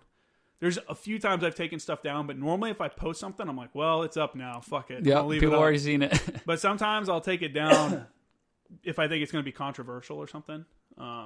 Dude, I'd just be sketched out of getting that thing deleted. I'd almost like contact Instagram and be like, hey, can you know what's so walk me through this? This exact thing right now on Facebook, I can't post links. I got a message the other day. It was like, your account has been banned from posting links until November 8th at this time. If you'd like to dispute, click here or whatever. And I click it and I'm like, it doesn't tell you. It goes, here's our guidelines. And it gives you their list of guidelines, but it doesn't tell you what you're fucking up. So right now, because normally I post, as I'm reading news articles throughout the day, I'll post them up. Right now, there's like none of that shit's getting posted. I can't even post, like for this podcast tomorrow, I can't even post a link for it on Facebook. So I'm going to have to put that on the Facebook page. Like, hey, I can't post a link. Because even if I type in the link, it'll block that post from even being shown. Yeah. I don't know, but I don't know why. And I've reported 3 posts that they've blocked, and I'm like, why are you doing this to, like, I don't understand. Can someone contact me? But no one's contacted me. So that's scary. When are they going to make a new Facebook? I'm sick of this one.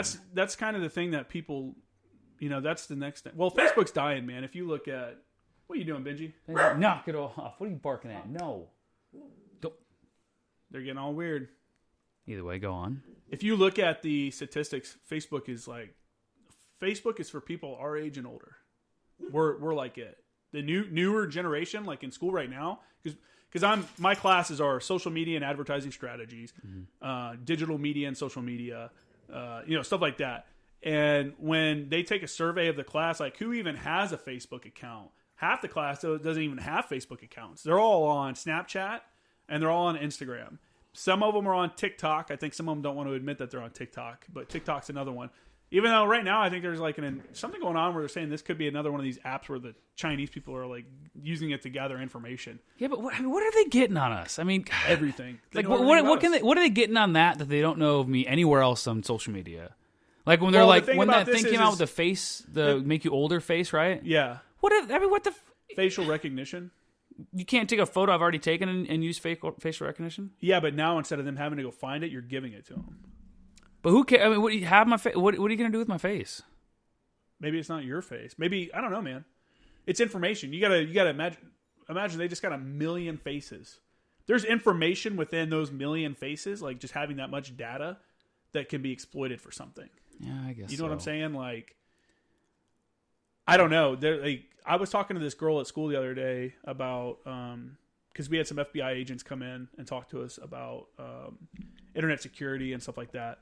And they mentioned China a little bit, and she's like, "Man, that really kind of freaked me out." And I'm like, "Yeah, dude. Like, the Chinese like intelligence and the Chinese influence and what they're trying to do with the U.S. is like, for people that have never peeked behind the curtain, that have never held a secret clearance or TS or higher. I was a secret. I never had a TS, but so I can't imagine they're seeing the raw data. But like I know one time on a deployment we had a Chinese sub following us. Like we knew we did. They were trying to gather. Well, it probably happened on both of them. It's shit like that. And then like knowing that like in Djibouti, the Chinese are building up in Djibouti. They're really injecting themselves into Africa because they know that that's the next place that everything's going to be happening at. Because there's so many resources there. It's a game of resources. And China's such a huge country with so many needs, and they're building this whole Silk Road or Belt and Road Initiative. It's this thing where they're trying to rebuild. So they're going through and building ports and shit in Africa, and they're throwing all this money out here. Like, hey, we'll we'll loan you this money to build you this giant port, but we're keeping our company here and we're running this and doing this. Oh, and this. yeah. So what they're doing is they're increasing their industrial like reach around the world. And we're obviously countering that. However, within that, because we have bases in certain areas, they're building like these construction stuff, and they know we have bases. They know these are like not, very known bases, and they'll set up like listening posts and like electronic surveillance and shit like that. And then if you look at people wonder about like the whole 5G network and why we're not using what are those phones called? The Chinese ones? SoftBank? No. The people are probably yelling at the fucking.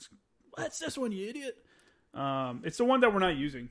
Anyway, it's a Chinese like 5G telecom company, and hold on, I'm gonna look it up because it's really bugging me. China. I don't see it. I can't believe I forgot. They make the phones too. Huawei. That's what it is. The Huawei phones. So I don't know if it was a Huawei phone specific, but I remember when I was at 10th Marines, we got an email. This is open source, and it was over. They sent it to us on our regular emails, but it was like, hey, these phones, and I think it might have been Huawei. They're like, this brand of phone is being sent from the factory with a malware installed into it already, so that when you receive it, the people that control that malware, that whatever, they can get into your phone and turn your camera and microphone on at any time without you even knowing about it. So it was like, this is a known security risk. So for the average, like let's say the average New Yorker who just goes to work, comes home, eats a bagel, does whatever, they just have a regular 9-to-5 job, they're doing stuff. How is this affecting them? Probably not that much. But if you get, just like when they had the whole Pokemon, everyone's walking around with their Pokemon fucking phones, looking at everything. You're basically on base, you're walking around filming the base. You're filming all the installations and you're filming everything, and that's being stored as data. And so the whole Huawei thing is that Huawei is controlled by the Chinese government, and they're using, they know they can use that. If they can get into our network, then they're going to get all of our information, because they already steal fucking so much stuff from the U.S. every year. I mean, their new fighter jet, that they're coming out with looks just like the F-35. They were doing that with our ships too, I think. Everything. I was reading that. They're way ahead of us on 5G. That's the problem, is because they have created 5G and they've kind of figured it out. People want it because it's like, dude, this is faster information. This is like better access to information, stuff like that within their own countries. Like Europe, like people in Europe are buying these Huawei 5G telecommunications equipment. And we're like totally against that because, we got to build our own up, one, but two, like we know, like I said, if they get into our wireless infrastructure, then we're kind of giving them free reign into that. It's a crazy thing, but. So what if we don't let us use 5G? I mean, we'll get it. We'll figure ours out. I don't know who's on. Isn't it like killing people? No, dude, Is that real? Some fucking chick put that shit on Facebook the other day too. I'm in a local. Yeah, but group. for a bit there, that was huge. They were talking about the microwaves, like the dangers of the microwaves and stuff like that. But yeah, I don't know anything about it. I just know that it was big for a while. It died off a little bit, and now I keep hearing it again. I was reading something that was saying that was all fake. Really? Yeah. All of it? There was like some kind of flawed study that came out, and someone just this week on my Facebook page posted it. I mean, I could be wrong. I'll have to look it up later, but I'm not going to look it up right now. But I wonder if it's real. Because, yeah, they're saying that it's like detrimental to your brain and to your... I don't know. They also said that if you use your cell phone too much, you're going to get brain cancer because of the microwaves coming off of it. I read a study like 7 years ago that showed the pocket you keep your phone in, most like I usually have my phone in my left pocket, that bone is less dense than your other bone. Really? It could be wrong, but I remember reading that like on a credible source, I would think. Yeah. Yeah. I've never heard that. And they say if you keep it next to you charge your phone next to your head in bed. Oh, the radiation off of a lot of people say that's not good for your brain. But you know what else isn't good for your brain? Walking around. Marijuana. I don't know, man. Maybe. I could be, maybe. Who knows? Because I think the whole 5G thing is that the whole network is like putting out signal everywhere. You're in a blanket of like, data. cell phone signal. Dick pics flying through my brain. How many dick pics and porn sites are just flying through my body? Be like, God damn it, I got cancer for Pornhub being streamed at the cycling. I'll tell you what, man. Ever since I spent months sitting next to a burn pit, breathing that in on multiple deployments, I don't think I'm worried about cancer from other stuff. That's probably what's going to get me. True.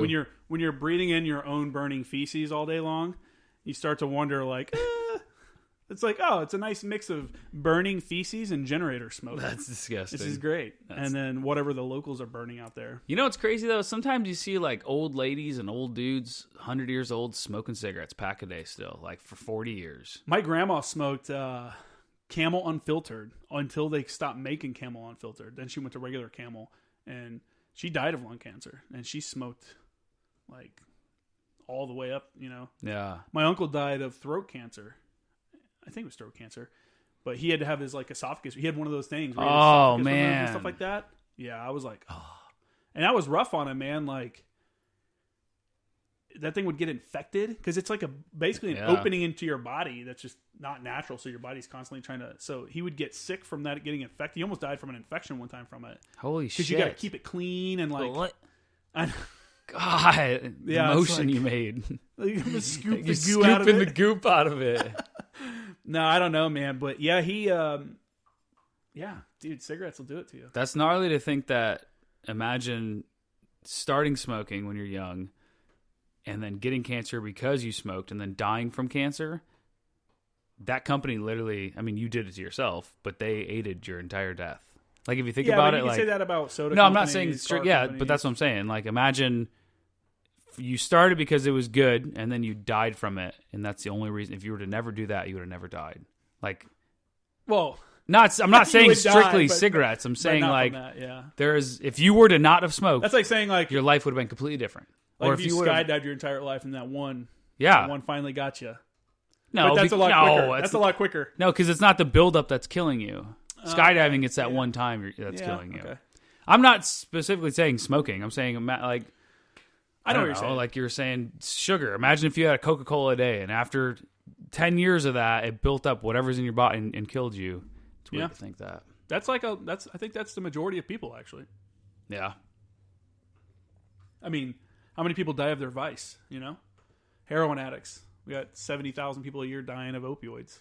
Isn't that a growing crisis? Yeah, growing. It's here, man. Well, crack was it for a while, right? Yeah. And then it changed now heroin. Did you see the new Chappelle? Yes. That's why I was bringing it up. Oh, my bad. Stole your thunder. That's what I was just thinking about, because that's when Chappelle was basically saying, like, y'all didn't care when the black guys had the heroin, like, or not the heroin, the crack. Yeah. That new one was good, man, and a lot of people didn't like it.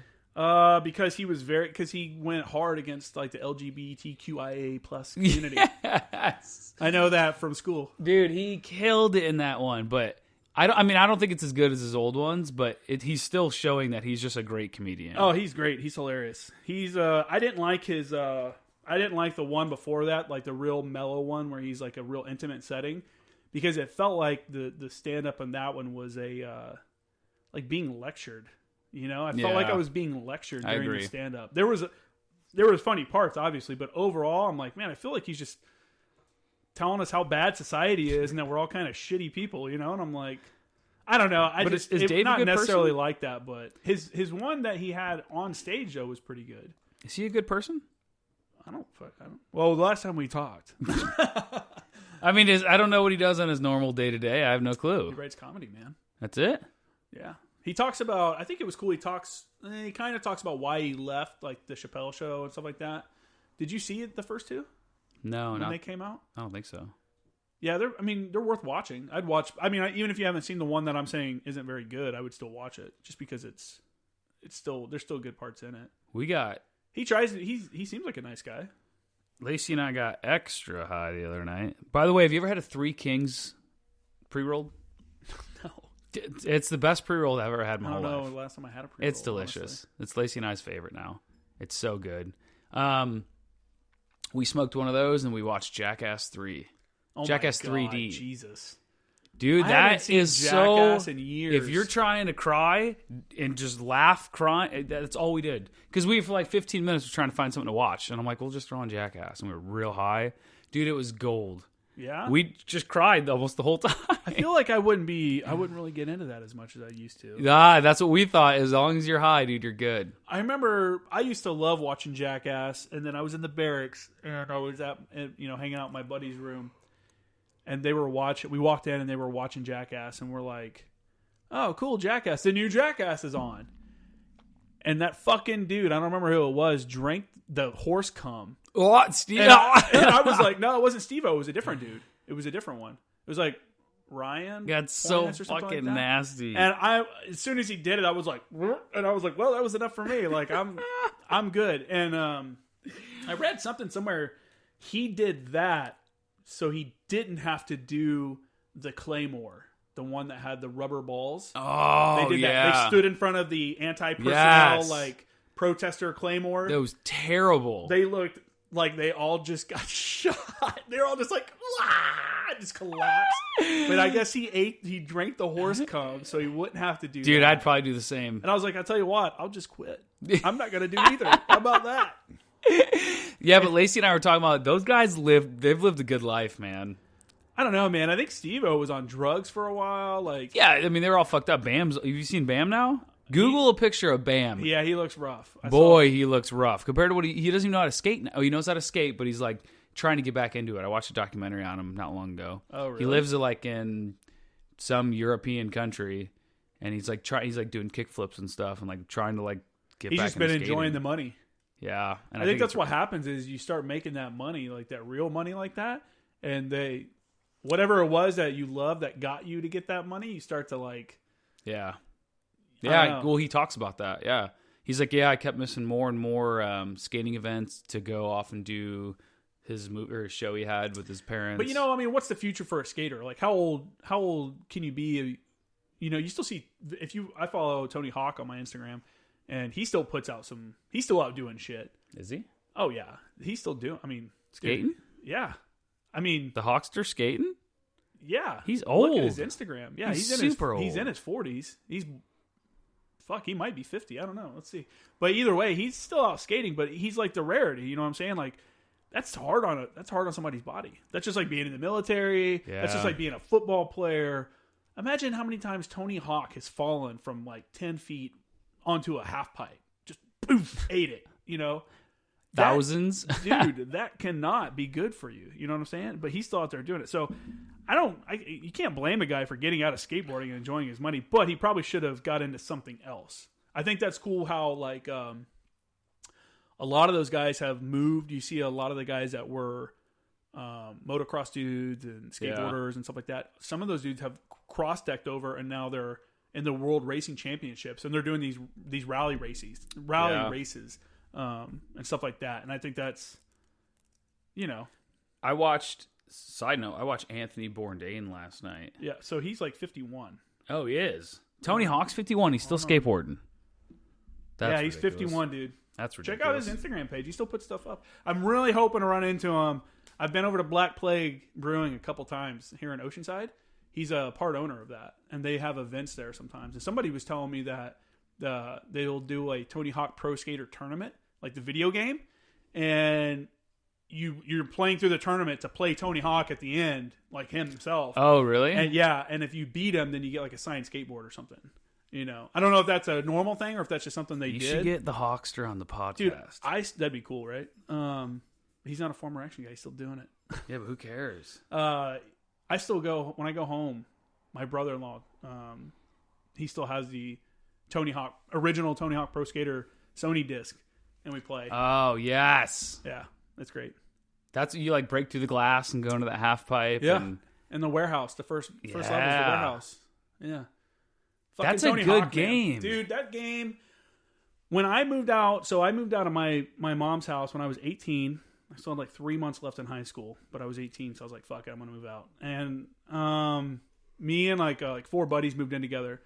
One of our buddies' dad, he owned an appliance repair shop or something, and he had a big screen TV that it was a little foggy that I don't think he could fix or something like that. And that I think it was his own TV.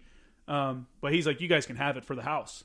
So we're like, and this is like the old school, like big box projector, big screen TV. The screen like moved if you had that plastic in front of it. And it's like 2 feet deep. Yeah, because it's so we had one big. of those. And we were in this little house. I mean, it wasn't too little. It was like 4 bedrooms, but in the living room wasn't big.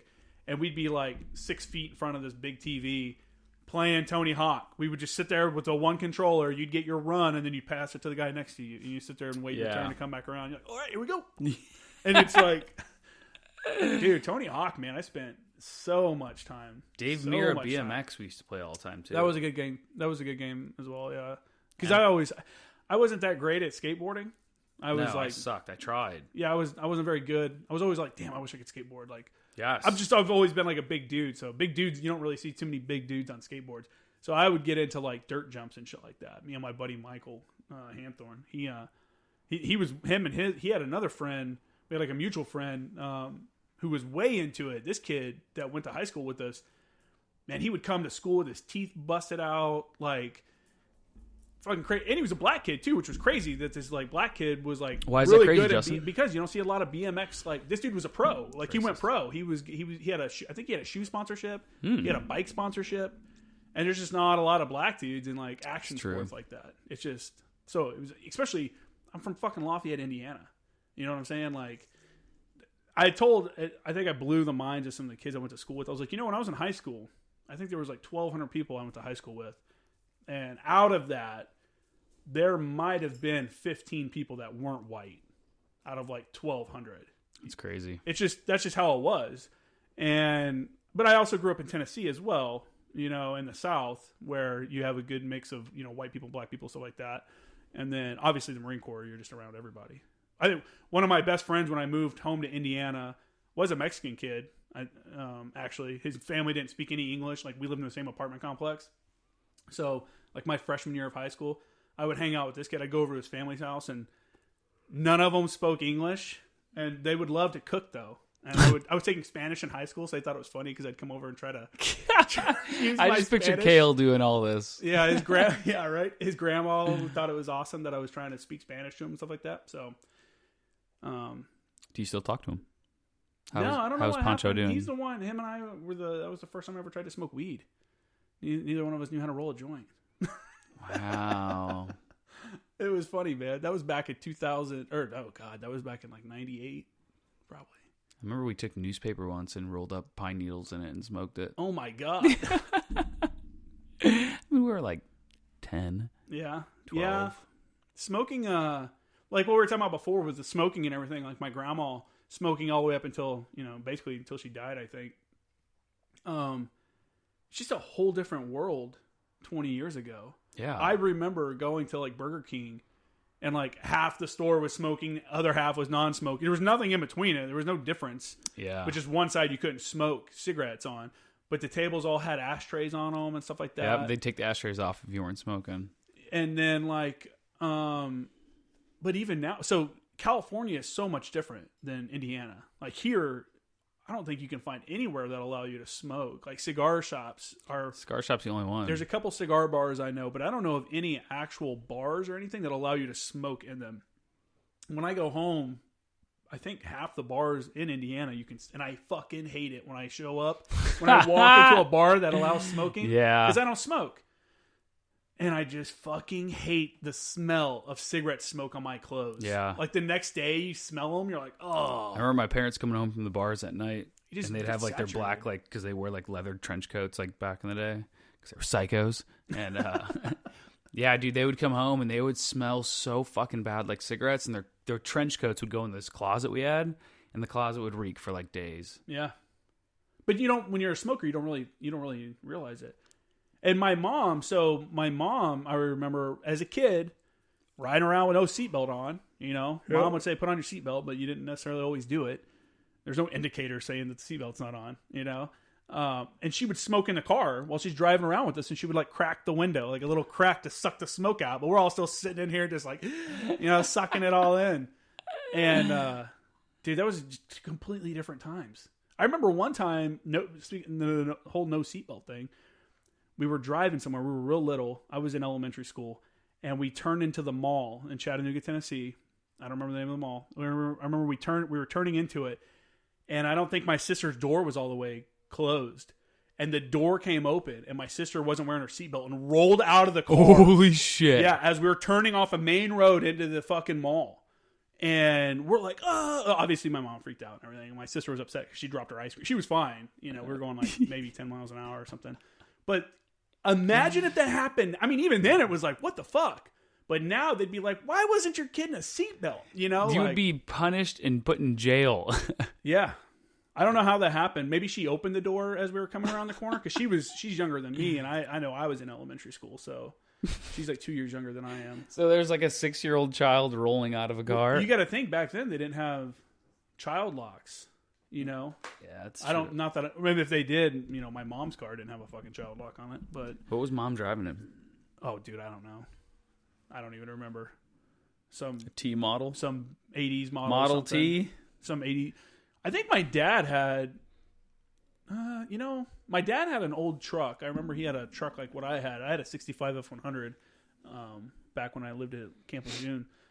And he had a similar style truck to that. I think his might have been a Chevy, but I don't remember. But the only two cars I can remember my parents owning, I know they obviously own more than that, but the only ones that stick out in my mind are my mom bought a brand new Ford Aerostar van. Like that little like, you know, it has that weird pointed front, like yes. front. It was brand new. It was like, check this thing, new car smell. You're like, check this thing out. Look at this badass minivan. That's cool. And now you look at it and you're like, dude, that fucking piece of shit. Aerostars those things look funky. Talking about what are they? Who makes those? Ford.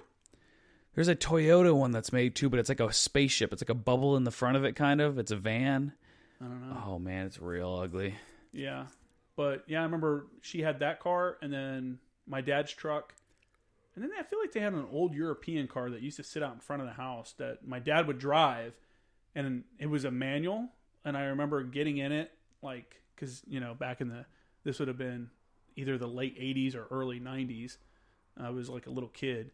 And I remember getting in it and playing with the shifter.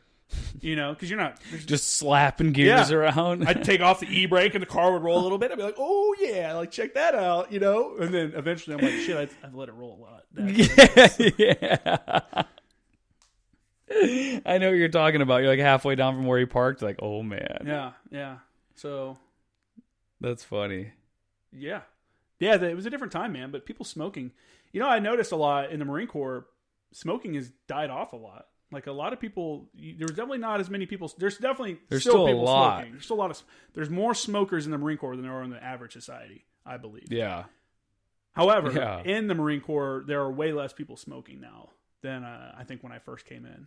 You know, probably when I got out. Because even like around here, it's super taboo to see somebody with a cigarette. That might be part of it because now I'm here in California rather than Camp Lejeune. Yeah, like we saw somebody smoking a cigarette the other day. Lacey and I did.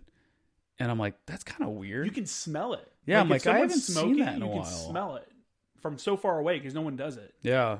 It's just But it's also when you don't do it. So like I said, I took 5 days off last week. Monday through Friday, I didn't smoke weed. Well, Monday through Friday afternoon. Friday night, we got high. So, but I kind of wish I would have done 2 weeks now that I think about it. 1 week was good. Not even 1 week. 5 days, 4.5. Yeah. It's good because you get a lot higher a lot faster, and it's good to kind of like cleanse yourself a bit. But like Lacey still smoked, and she came back in the house. Really? And I could fucking like taste it. Like it hit me so hard. I'm like, dude, is that what we smell like when we go places? Because she just smoked out back real quick and came in, and her entire... Well, it's going to linger on you for a little bit. It was thick. And I'm like, we'll smoke and go somewhere real quick, or we'll like walk and, whatever. And I'm like, are we those people who just fucking reek like weed? It's like being in the field for a long time. You don't realize how bad you smell until you get around somebody who hasn't been in the field. And then you're like, damn. They're like, God, you fucking stink. Or like, remember being in the shop and someone comes in from the field and they walk by you and you're like, Jesus Christ. That's how... Yeah, I know. Because I don't. You're just not accustomed to it. I'm just saying that you should take a week off. Do it. We should do it or something. That's funny that Lacey's doing it, but you're not. I know she's a little stoner, dude. She's a stoner. You wouldn't think that. No, and we get super, super high. What's her Instagram? Shout it out there for people. Or are you guys waiting to do something? Are you going to wait to do something? No. She hasn't posted on there in a while, right? She hasn't. Her and I were talking. She was talking about like, yeah, I want to start a page. I'd like to start a gym, and I want to start like a fitness clothing brand. But there's just so many people. She's talking about like, there's so many girls. Every girl's page now is like so and so fit. Like they're fit at the end of their name. And I'm like, you just got to do it different and do it better. I was like, and that's the thing. Like, be consistent when you start. Speaking of fit, it's Lacey LACEY _ Farrell FARRELL _ fit. Yeah.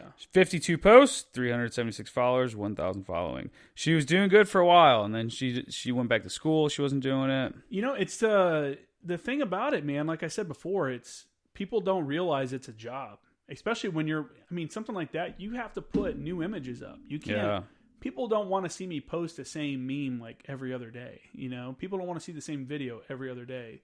Just like people are gonna want to see her post the same thing. Yeah. Like it's just. So, sitting around, coming up with new stuff to post, and then consistently posting it. I mean, I try to post at least once, if not twice a day on Instagram. I generally wake up in the morning, look at my phone, what messages did I get, what emails do I have, if I have time for that. If I have already usually I'll be like, all right, I want to post this tomorrow. I'll find a video or I'll think of something to post the next day. And I'll be like, all right, I'm going to post this tomorrow. So right when I wake up, at 5:45 here, and it varies, so you'll check the timestamps. It may not always be at that time. But I'll wake up, I'll post it that way, because I know other people are getting up. And what's the first thing everybody fucking does when they get up? They get up and they get on their phone. They're like, oh, what happened? Did I get any likes overnight? Or whatever. And if they don't do that, then they go to work. If they're not one of those people, then normally they'll go to work and they'll wait on formation, or they'll be doing nothing because it's first thing in the morning and they're waiting on something, so they get on their phones. So I want to have something there so that people can see it. Yeah, that's that. You notice too, if you post a picture, like say I post a picture on Instagram, you could tell a total difference between posting it when I post it and it's 2 hours past in Illinois. So really it's 11 o'clock at night in Illinois. Nobody's really, if they're up, it's a weekday. Yeah. All depending on it. Okay, if I post it at 9 o'clock in the morning here and it's noon at home or wherever, everyone's on their break, they're on their phone, Yeah, you have to you have to think about timing, and there's so many. If you put like, when should I post on Instagram into Google, you're going to find a million blogs where people are like, you should post at these times. This is the best time. But what I found is that you need to find out when your own people are on. Like, there's no general number. There's no best time, no best day, because military people, who I think are mostly what follow my page, are on at different times than people that are normal. You know what I'm saying? Because most people get up and go to work at 9 o'clock. They don't get up and go to work at 6 o'clock and go PT or something. So if you have a business account, and this is just good advice for anybody that's out there, if you have an Instagram business account, it'll give you, you can actually have statistics. So it'll tell you like your followers are most active on this date, of the week, on this day of the week. You'll see like the last week of activity on your page. It'll tell you your page because, it's people coming to your page, and that's the information you're looking at. But what I'm getting at is that if you post consistently every day, like every day I post at 2 o'clock or whatever, then I can see on my data here that, hey, this is when people are getting on. Now, if you want to go more in depth, it's pretty basic. And if you have a business page, you probably know what I'm talking about. If you don't, and you're thinking about it, switch it over to business. Anybody can switch your Instagram page to a business account and then switch it right back to a personal account. What's the difference? The business account gives you like statistics. It allows you to put like contact information in the top in your profile. So I can like click, click here to email. But you can literally go back and forth. Like I could switch it to one today and switch it again today back. Okay. So, but what happens is also though, I think is if you list yourself as a business account, I think you also show up less in the, like if you go to the search page, when you just click search and you have all those preview videos that are just automatically there, I think you show up less in that unless you're paying to promote a post. I think when your personal account, you're going to it's easier to get followers at first, and then switch it over. It's just, they have different logarithms or whatever it's called. But if you want to get more in-depth data, again, this is for people that are into this kind of thing. I use Google Analytics to tell me what how many people come onto my website, how many people come onto my Facebook page. It gives me like a no shit like heat map. This is the stuff that you find out at. This is how you know. This is the information they're giving me. So I'm like, I wonder how much information Google actually has, because they're telling me what time people are posting or what time people are coming onto my page, what kind of device they're using. Is it a iPhone 10? What iOS system is in it? Have they updated their phone? It'll tell you like what system they're using, where they're at. They're at whatever city. This is the city.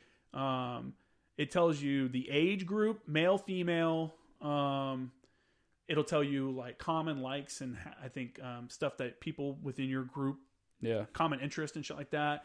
It'll tell you how long they're on each specific web page. So your average views on this page are for 30 seconds, or whatever. And it gives you all this information. And I'm like, dude, this is crazy. Like you can, I don't know. It basically gives you everything but their name. It'll tell you if it's on that's creepy. Telephone, if it's on a desktop, Not a fan of if that. it's on. So I read an article on... But you can't keep any of that information. And I can't be like, oh, Michael Farrell was on and he's using... it's not like that. Yeah. I can't identify you with that information. And then the other thing I use is Facebook Pixel. And it's kind of the same thing. It gives you all this data that helps you when you're targeting for like advertising. And I think I've only promoted like 3 or 4 posts on Facebook because I think it's a waste of money. Because the people that look at my page are going to look at it because they want to look at it and not because some ad. I don't know. It's just, I don't feel like I get a lot of anything back from promoting. The only thing I've ever really promoted, the last thing I promoted was a podcast preview. And 2 of those have been denied because they had cuss words in them. So it has to be no cuss words or anything like that. And like I said, for me, it just doesn't seem worth it. I know a lot of people promote their stuff constantly, but it's just not, for me, it just doesn't work. So, but what was your question? What were you going to ask? Oh, no, something. I read an article. It was on, I think it was on Facebook actually, and it was about a girl who was posting on Instagram. I guess she had probably like a super scandalous Instagram, and I think she was a normal girl. They're not. Anyway, okay, so a girl is posting on Instagram. She's like a promoter on Instagram, right? It's all shit, blogs and shit. And this guy tracked her down by looking at the time of sunlight when she was at the train station that she would always post at, found out what train station it was at what time she was there because where the sun was positioned in the sky. Did I tell you that? That's and then crazy. With that, he would zoom in on photos of her, like close-ups of her eyes to get the reflection in her eyes to see where she's at and what she's doing. This guy stalks this girl like this for like a year. Whatever between them, he didn't know where she lived, whatever it was, he found her and raped her. And then when he got caught, he told the cops all that. Like, I found everything on social media. He's like, yeah, I used the reflection in her eyes. I used like all this crazy, like, because he stalked her for like over a year. People don't realize like the thumbprint you put on yourself, on social media. So we were heading to Gila Bend one time. Gila Bend, whatever you pronounce it. We were heading out that way to do some work, and we were driving south on the 5, heading towards the 8, to start heading east. And there was this like smoking hot chick in the car next to me, and she had like a sports car with quotation marks. It was like a Toyota FRS or something like that. So it was like one of those kind of cars. Yeah. And she like kind of pulled up on us a little bit past us, and I looked at her license plate, and she had a custom license plate. And it was something that had to do with like cars or something like that.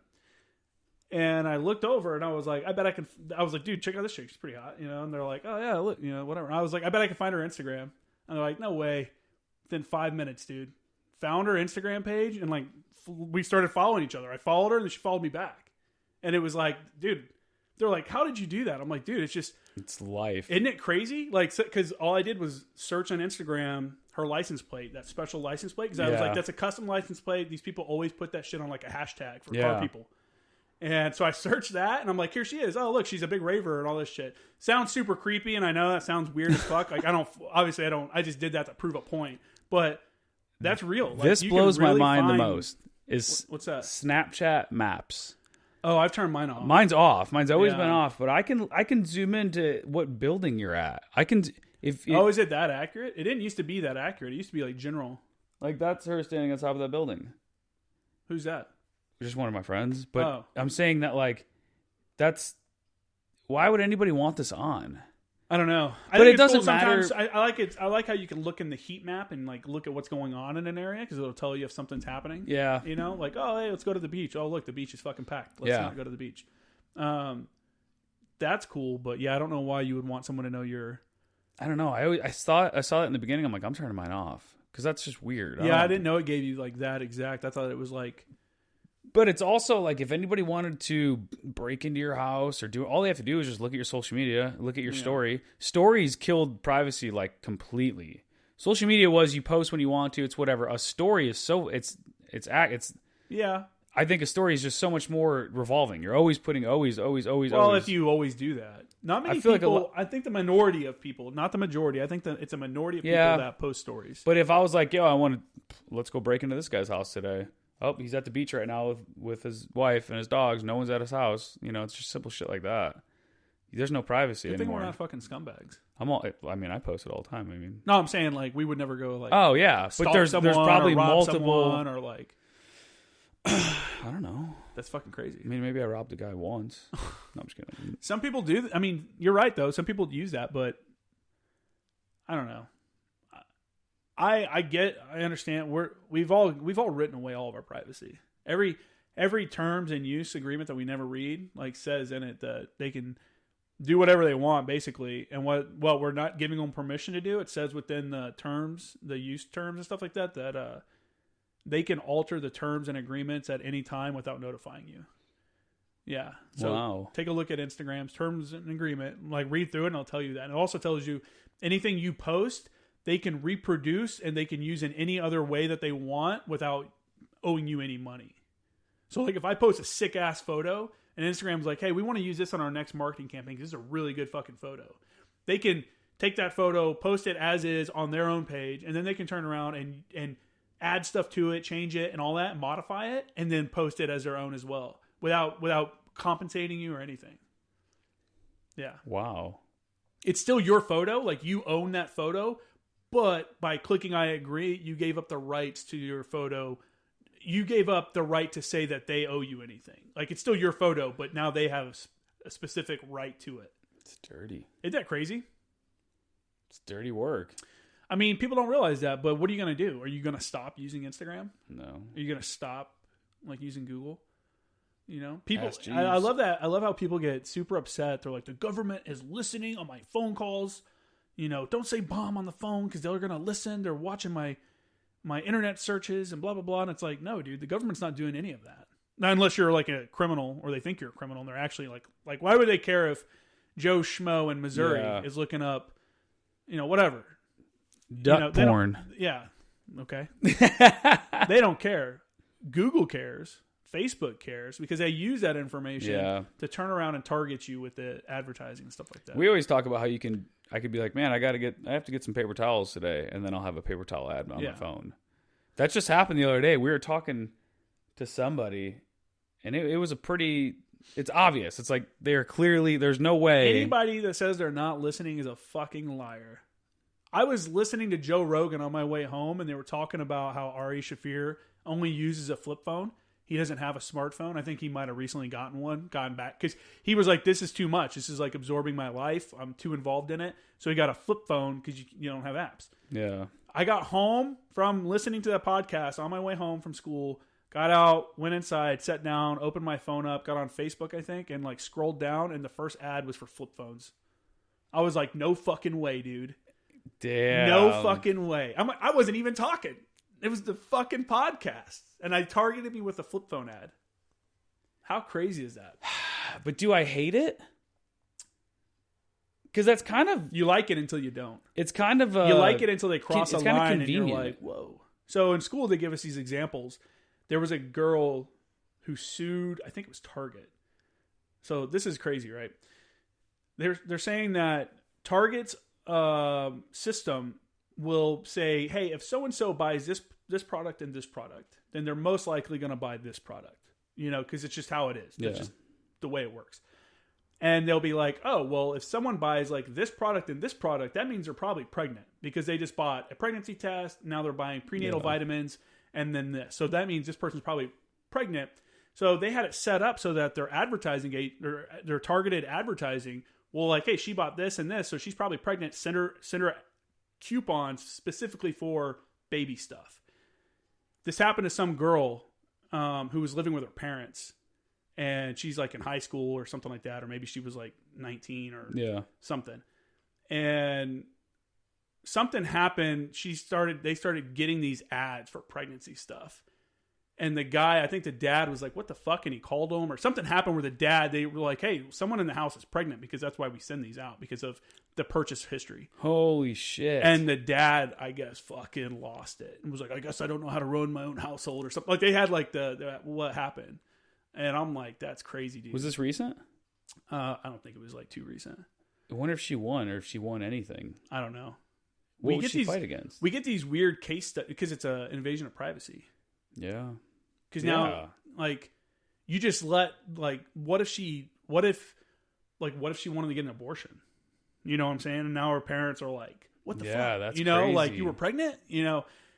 And, it's just, I don't know. It's an invasion of privacy. So, the case studies that we get at school are crazy, though. Like, about how stuff on social media lasts. And there was some chick, like, maybe 10 years ago, something like that. This is a while ago. On Twitter, she was going to Africa, and she wrote on Twitter, I'm going to Africa. I hope I don't get AIDS. Yeah. Did we talk about this? No, but I saw that like a couple weeks ago. And she was like some like PR person. Yeah. And she shut her phone off, got on the plane. And said, I'm going to Africa. I hope I don't get AIDS. Haha, just kidding. I'm white. Yeah. That's what it said. That's what it was. That's what it said.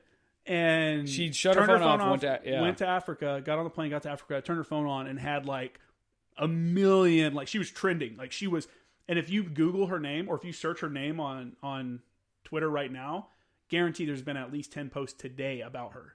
At least 10 posts today about her. Yeah. She still can't, her name is synonymous with, like, this is how social media can fuck your life up if you're stupid. And you post something that you think's funny, like, I don't necessarily think that's funny, but everyone makes jokes with their friends that are probably inappropriate to everyone else in the world. You know what I'm saying? Because you're friends, and you can be like, oh, blah, blah, blah, blah, blah. You can say whatever you want. Maybe there's weird people out there that don't do that, but I think the majority of people, do that. So this is in the infancy of Twitter, and I don't think people at that time realized the reach. Yeah. And that was a quick, like, fuck. I put something out that I thought would be funny, that my friends, my, 200 followers that are my actual friends would think were funny. But then when they repost it and someone outside of the network picks it up, and it just goes, like, she's screwed. Yeah, I don't know what she does now. Probably not. I mean, I can't imagine much. I mean, you could leverage it somehow. Good news, no news is, or any news is good news, or something like that. Yeah, but no one's going to want to deal with her. But she could use it as, like, I think she came back and was like, I completely fucked up. Like, the thing she was That's your best bet. I think the thing she was going to was like some kind of like AIDS research thing or something. I think she was going for some like charitable thing that she was going to do, which completely ruined that, obviously. So I don't think, do I think that person is like, should forever be shunned? No, I don't think she should either. I'm just saying that's a society's going to be like, but that's what I'm saying. She's not going to ever fully come back from that. But you can use that as like, hey, look, I learned my lesson. I'm a fucking idiot. I'm a super piece of shit because I said this. This is what happened, and this is how I dealt with it. Because imagine the emotional stress, the economic stress, the just everything in your life at that point now. Where this happened, like I said, almost 10 years ago, I think. That's nuts. And you can still look up and see that she is still common every day getting posted about it. But like Ben Shapiro said on Joe Rogan's, or it was on Joe Rogan's. He's like, I have made hundreds of posts. He's like, I've posted a lot of stuff. He's like, yeah, have I said dumb things that I regret saying? Yes. He's like, but that's the problem with America nowadays, is you can't say something and then change your opinions on it. Yeah. Once you say it, you're stuck with that for life.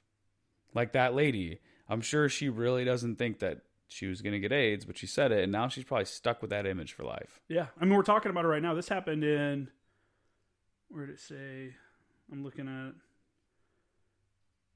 She only had 170 followers. She had 170 followers. I wonder who she found out who reposted it. Or like, it sounds like it might have been around 2013. I don't have an exact date. But I wonder which post did it, or which... The earliest news thing I can see... Oh, December 20th, 2013. Her name is Justine Sacco. And it's... like, there's still news articles within the last year about her. This is something that's within the journalism and media studies, like, communities, like majors. She's always going to be used as a case study for something like this. So people are always going to remember her because of this, because every class, a whole couple hundred group of, hundreds of people are learning every class at every university that, hey, and then they're looking her up, and then don't do this because you're an idiot, So I just looked her name up on Twitter. There was a post about her 9 hours ago. There was a post about her 14 hours ago. There's a post, it's like, that's crazy. Yeah, she's still someone that comes up. How many people are on Twitter? I don't have a millions. Twitter. Maybe billion? I don't know. Does Instagram have the most? Oh, probably Facebook. I learned this one in my class. I don't remember. What is the most popular social media apps?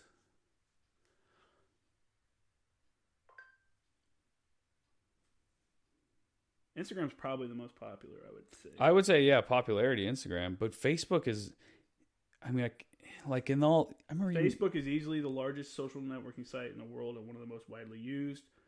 WhatsApp is number 2. They bought WhatsApp. Yeah, but I mean, they bought Instagram. Facebook owns Instagram as well. That's crazy, man. Well, yeah, think about it. It's just like Google Alphabet. You know how they changed their name to Alphabet, their corporate office?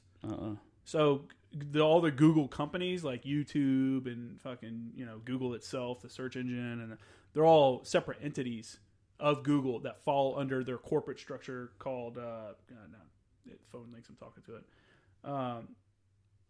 That fall under the corporate umbrella of Alphabet. Yeah. Who owns that corporate umbrella? So Facebook has 2 billion users. Jesus. Instagram doesn't say. It says has 35% of American adults have an account. That's not much. 35%? You know how you look at that? This article came out in 2019 as well. This is from, who knows? MakeUseof.com. Well, what's that? Like some random website. LinkedIn's a big one. Snapchat says it's less than LinkedIn. Snapchat. I have a LinkedIn. I don't even use it. Probably a lot of people don't do it until they need it. It's one of those things that there's no real, unless you're like an HR person, then there's no real need to be on. Okay, here we go. Here's a list. Facebook, 2.23 billion users. YouTube, 1.9 billion. These are monthly active users. Every month. 1.9 billion. Instagram, 1 billion. Qzone, 563 million. I never even heard of that. That's a big drop. Yeah. It's like cut in half. Wow. Twitter has a line through it. I bet Twitter's gone up. Twitter was kind of dying. Twitter's one of those ones that was kind of dying. And then when the presidential election came around and Donald Trump was like, I'm a Twitter dude. And he was just doing what he does, posting fucking his... Come to find out he owns Twitter. His 5 a.m., he's taking a shit and he's like, blah, blah, blah, Fox and Friends. Let me tell what I think about this. Him doing that has caused so many people to get on there to see what... They may not even like Trump, but they're following him because they want to see what kind of crazy shit he's going to tweet out. I have a notification on my phone. Every time he tweets, I get a notification. Because I want to see what the fuck he's saying. Because some of it's funny... I mean, some of it's like, dude, what are you doing? Like, you're the president. You shouldn't put that shit on Twitter. Yeah. And some of it's funny, and I think some of it's useful. I think he has really mastered the use of social media to reach his audience. Because he's like, you know what? I hate the news media. I don't trust them. That may be true or not. That may be because of good or bad, whatever. You may disagree with that or whatever. But he doesn't trust the news media, so he takes whatever his message is directly to the people with his, millions. Yeah. I think he has... I'll look it up, but I know he has millions and millions of followers. Instead of using the news, he just uses social media. Yeah, and so the news, they don't even have, so he has 66.5 million followers. That's crazy. So he doesn't even do press conferences anymore. So what he does is every day when he goes out to get in the helicopter to go do whatever he's doing, or he's going out to get on the plane or whatever he's doing, he holds a little impromptu where he takes questions for 10 minutes. And I'm a weirdo and I'm a news guy, so hence the journalism and advertising major. I watch the press conferences. I like to actually sit there. I don't like to get the clips from Fox or from CNN or from MSNBC because they cut the clips how they want. They're only showing their part of it, what they want their message to be. So I like to sit down and watch the whole thing because you can hear them ask questions and answer questions. Yeah. And that's with anybody. And that's, we don't have enough people that do that, and you get a lot of misinformation. And, President Trump puts out a lot of misinformation as well, which he can do to his 66.5 million followers that he has on Twitter. True. So it's his mouthpiece to the world, but it has to still be fact checked and stuff like that. But yeah, the social media reach, man, it's crazy. I posted a stupid fucking video that Navy. So it's a group. If you haven't seen it, maybe you have. It's been almost 1.5 million views at this point. I don't remember where I found it, and I've messaged a few people that said they knew who's in this video, and I'm like, dude, send me their information. I'll tag them in it. I'd like to credit the actual video. Yeah. So I found this video, and from what I've gathered now, it looks like it's some midshipmen at Naval Academy, and they're dancing to a song from like a TikTok song, right? Or a TikTok app is what they're using? No, I don't think it might have been it doesn't say TikTok on it, but it's some kind of video where they're dancing to a song off of what's that movie? Where it's all the acapella singers, the female ones. Pitch Perfect. Yeah. So they're dancing to some Pitch Perfect song, and I just put a meme. It was like, Navy guys always wonder why Marines make fun of them. Also Navy guys, and then it's the video, right? And I thought it would be funny and it'd be kind of popular, but fuck, dude. On my Instagram page, it doesn't have very many likes or whatever views. I think like 2,000 maybe. But on my Facebook page, it's 1.5 million or something. So that means that. Does that mean 1.5 million people went to your page to watch that video? No, because it's been shared. But those are because you posted that 1.5 million people saw that. It's not like they saw the same video that you posted, right? It is the video that you posted. Yeah, they shared my video. Okay. You know how you see those videos? So it says like shared from, like, and then it has your. Yeah, it'll have my page. That's cool. No, it's weird, man. I mean, it's not like I get anything from it. I'm not getting paid by Facebook or anything for that. There's. I looked it up because I'm like, whoa, am I gonna get money for this? Yeah. Because I'm like, you always hear about if you have a certain amount of views, you can get paid, and it has to be a certain kind of post for you to get paid on Facebook. If it was YouTube, I think just having the views, like if I posted that on YouTube, just having that many views would.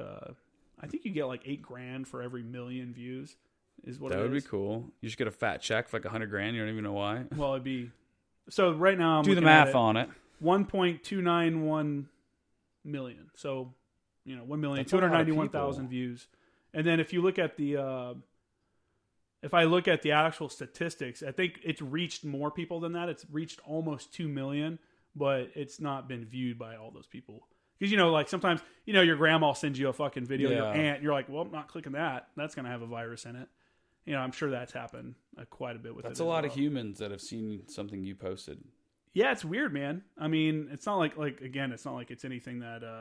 1 million people, that's a lot of people. What's like the size of... Yeah, 1.7, it's 1,753,000 people reached. What's San Diego, like 3 million? I have no idea. And it's so had that's a lot of 15,000 shares. But, I didn't put my website on it. I didn't put anything. It just has my Facebook page name on it. And I only have like 2,000 followers on Facebook. Like, there's not even that many. So that's right there is an example of like, look at this shit. It just blows up. Yeah. You can just go, what you think is like, oh, this would be funny. Like a couple people like this. It turned into something that, and it's funny. Like now it's slowed down now, but about every 10 minutes, someone still posts on it. On the original video, there's still a post, and it's usually somebody tagging somebody else. But you should do Lacey on the podcast. I thought about why don't we all three sit down sometime because she can talk about the former action girl experience. Yeah, I guess. Oh yeah, it is guys, huh? Well, I say guys as in guys and like, hey guys, like people, like hey guys, come here. Like if it was a group of guys and girls, be like, hey guys, come over here. Is that how you hurl up? Is that how you what do you say, round up? Give me the old arm wave. Go on here. Yeah, that would be cool.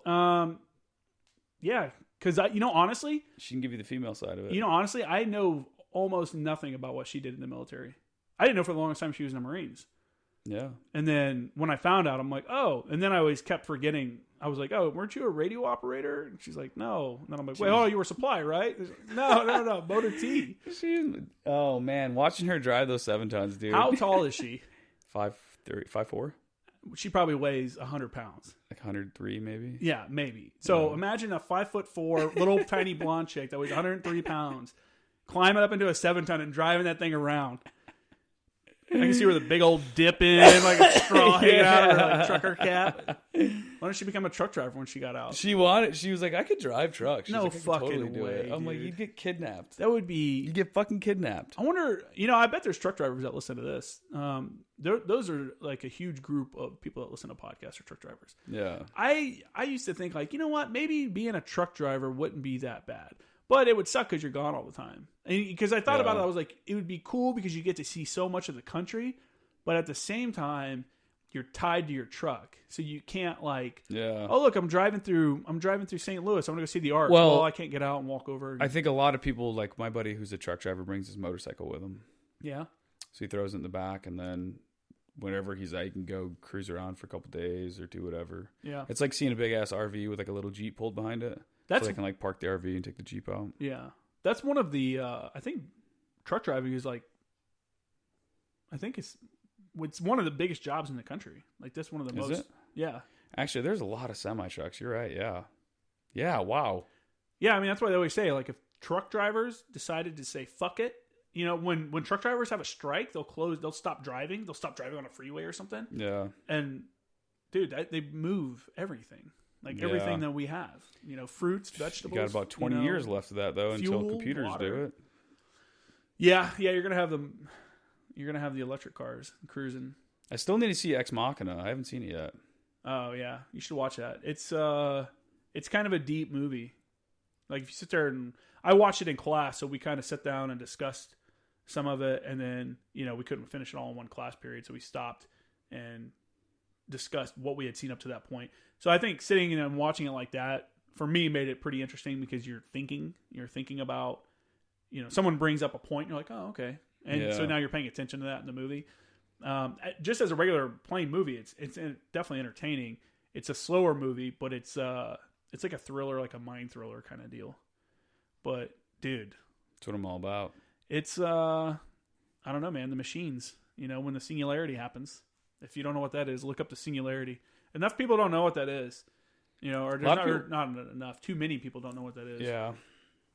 So that's why, like Joe Rogan was talking about. He's like, why are so many people are so worried about the computers doing this, and they're like, he's like, maybe this is just part of evolution, that this is what we're supposed to do. We're supposed to become one with the computer. And somebody was talking on his podcast the other day. They were like, they see humans as the centipede, and that singularity and like beyond that is us.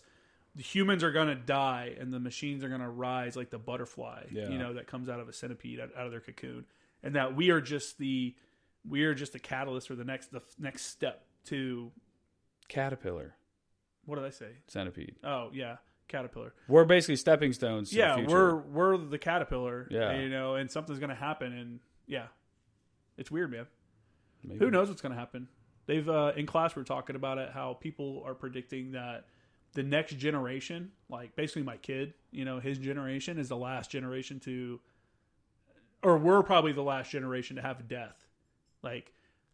By the time they get to be 70, computers are going to be so advanced that they're going to be able to record all of your memories and put it into an electric form and then upload that into something and keep you alive beyond your death. Yeah, totally. I could totally see that. Isn't that weird, though? Yeah. But nobody talks about this kind of stuff. If someone offered that to you right now, would you accept it, or would you be like, no, I don't want that? Yeah? Yeah. Live forever? Why not? Because there's got to be a way you can kill yourself. If it gets that bad, you could probably shut it down somehow. What do you think that'll do with the global population though? If no one's dying, this is the stuff I think about at all times. But you won't eat though. Also, we won't be using as much resources because you're a robot now. I just think that you think about this all the time, and ever since I started smoking weed. Yeah. So when I started listening a little more Joe Rogan, a lot of Neil Tyson deGrasse.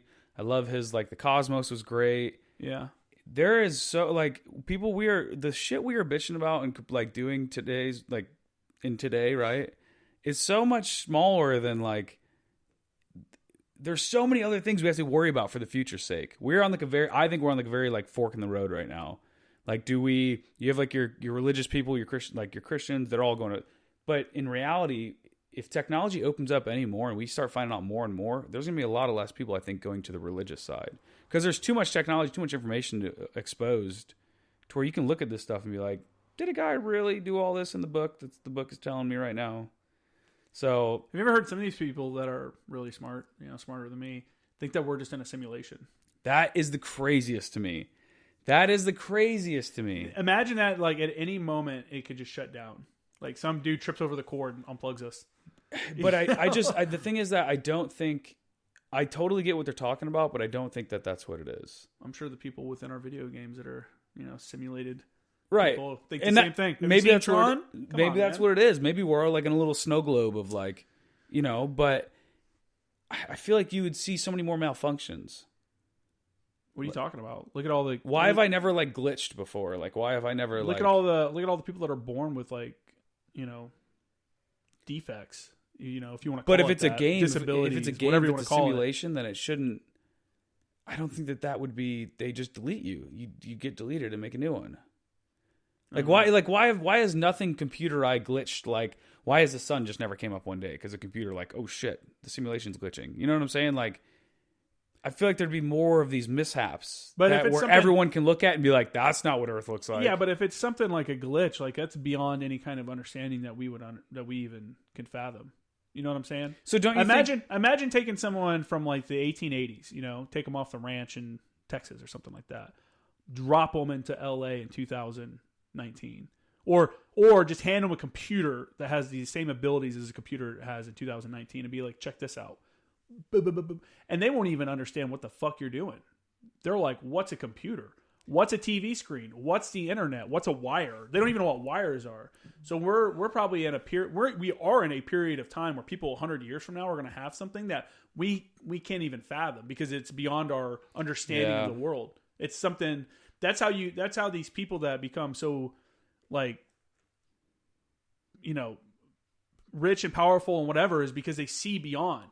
They see the other thing, like, hey, this is a thing that we can do that no one's ever thought of, and like this could change humanity. Like, look at the internet. That's the huge thing right there.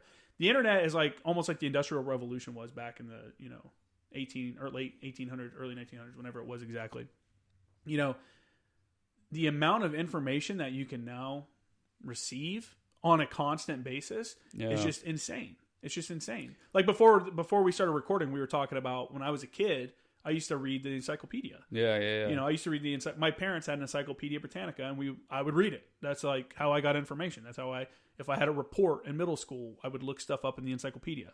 And now we're just at a different like we look at that like, why the fuck would we ever do something like that? That's insane. But at the time, you just don't have an understanding of. I don't know. It's just. I think that's why like Elon Musk is just so smart. He sees things. They're visionaries. They're visionaries. Yeah. Look at Steve Jobs. How they came out. Look at the phone, man. Like smartphones. They came out with smartphones. My buddy Michael Hanthorne from episode 4, I think he was on episode 4. He had the original iPod. I remember he had the original iPod when he was in Iraq on his second deployment. He got blown up. He was in an IED strike, and he brought the iPod back, and it still worked. And I'm like, dude, that's insane. Like, you've taken it on 2 deployments, and like all this shit's, and it was just crazy. Like, I don't know, it was just crazy seeing this music device. But do you remember what the original iPod looks like? It has buttons on it and stuff. Yes. Yeah, it's not a scroll or anything like that. It has buttons. And before he had that, I knew this kid in high school who I don't remember his name. Some weirdo kid that we would hang out with. He was like, "Check this out! It's a digital MP3 player." And we're like, "What the fuck's an MP3 player?" Yeah. And this thing held like 25 songs. Because it was like one of the first ones. This was way before iPod. This was before iPod and all that stuff. And I just remember like, "What is that thing?" And we could put all the different music on it. And when you could shake it and it wouldn't skip, and the scroll thing was the crazy. The scroll was a game changer. This one didn't even have like this one. His was so new. It was like a stick. It was almost like a USB kind of stick, but round. It was like longer though, and it didn't have. It didn't have name. Like it had just like next, play. Just like your basic Walkman CD player would have had like play, next, skip, whatever. It had that on there. There was no like screen where it was like so and so and had the album cover and all that shit. Like all that stuff was. Yeah. But yeah, no, these people are visionaries though, and they see this stuff and they understand that in the future, what is our reality now is not the same in the future. Yeah, like even watching like Marvelous Miss Maisel, it's funny to look at all that stuff and you think they're doing and acting like being over dramatic with it. But I'm guessing that that's probably what the 50s was really like. I mean, maybe it's a drama, but yeah.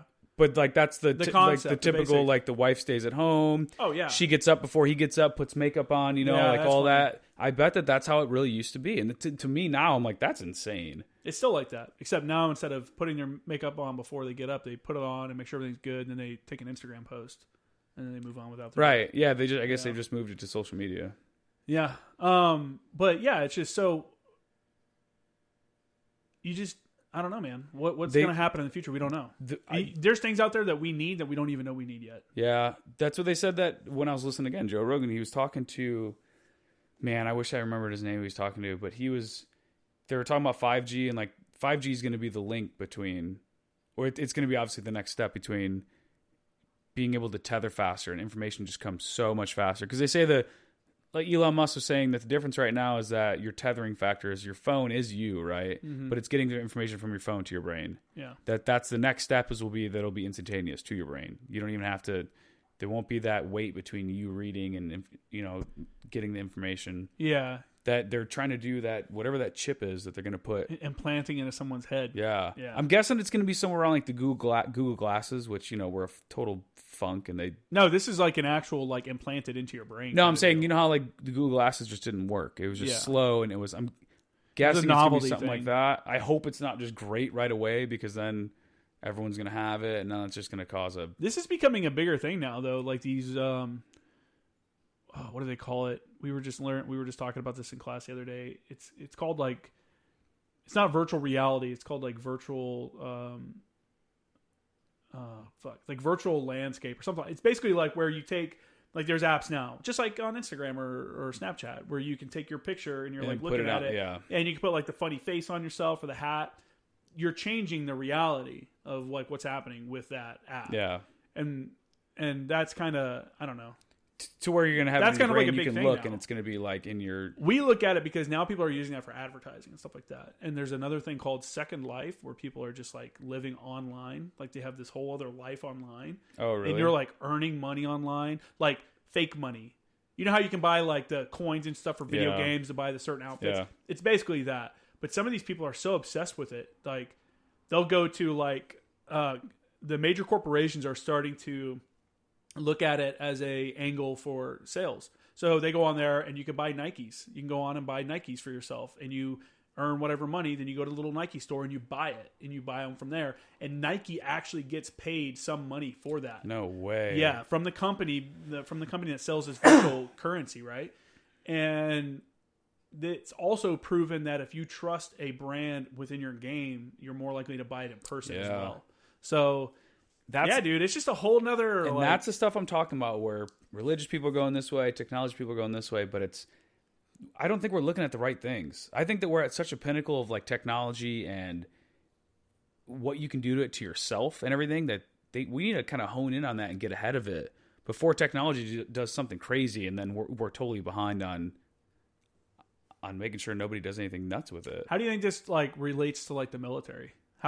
I feel like we're going to end up becoming like drone wars. It's going to be like the Terminator. Yeah. You see the original Terminator and it's all the robots fighting each other. Yeah. And those are just like, ignore the actual stupid metal skeleton fighting each other and think of that instead of metal skeletons, those are drones or those are autonomous vehicles. Like, but I think that's what there's always going to be people there. Yeah, there has to be, but there's going to be, I think it's going to be something nuts, and I think China doesn't give a fuck what they do. That's a big thing. China doesn't care, and that's why China is the number one polluter in the world. But you don't see Greta Thunberg over there, whatever her name is, going over there and telling China they should slow it the fuck down. Right? She comes to the U.S. Where's she from? Norway or whatever. She comes to the U.S. and bitches at us about it. It's like, okay, first off, hold on. Like we're like number 3 in the world. Like we're pretty bad, right? We are all bad. We should all do better, but. Until you go, and because she was trying to sue a group of countries, and it was like the U.S. and some European countries. She was trying to use the UN as a vehicle to sue us for our emissions. And it's like, until you put China and India on that little fake lawsuit that you're coming up with, go fuck yourself. Because those are like beyond like the number 1 and 2 polluters of the world. I think it's because that we are going to be. China's not even going to have it. They're not even going to entertain it. We're going to entertain her because that's what we do. Yeah. And yeah, we're a more free and open society. Yeah. Yeah. It's easier for them to do stuff with in China to plan for stuff too, because they have these, their president, they know their dude's going to be there for 30 years. So they can plan around that. Whereas every 4 years we get a new election and people are trying to, acquiesce to their base and stuff like that. So it's just like, who knows what's going to happen in the U.S.? Look at Obamacare, right? Not no one, but people didn't like it, but it still came out. And then people were like, "Fuck that!" So they brought in Trump, who couldn't get rid of it, but he got rid of the vehicle that paid for it. So he got rid of that, and it killed Obamacare. And that's just how it is. Like the people, like if you were somebody that was planning on, you were in the medical industry during Obama's, time, and you're like, okay, Obamacare, this is what's going to be happening, and this is how we need to set up our processes, and this is how we need to set up our stuff to comply with that, and be ready. Okay, we're good. Let's do it. Everything's smooth. Okay, we're cool, and we'll refine it over time as we get shit. Well, because we're the U.S., and I'm not an advocate for Obamacare really in any way, so don't take it like that. But because we're in the U.S., someone new comes in and changes it, and now it's like, okay, now what are we doing? What's the new rules? Yeah. Like the rules are constantly being rewritten, and it's hard to plan and make a long-term strategy. Whereas China knows the rules. This dude, what he says goes, and here's what he's saying. And okay, now we can base a long-term strategy off of it because he's going to be here forever. Yeah, we're all going to die from technology. Yeah, at some point. I think it's going to take over. I'm a believer in that. One day in the future, because technology, once the singularity happens, right, and once that happens and technology can self-improve and stuff like that, at some point it's going to become self-aware.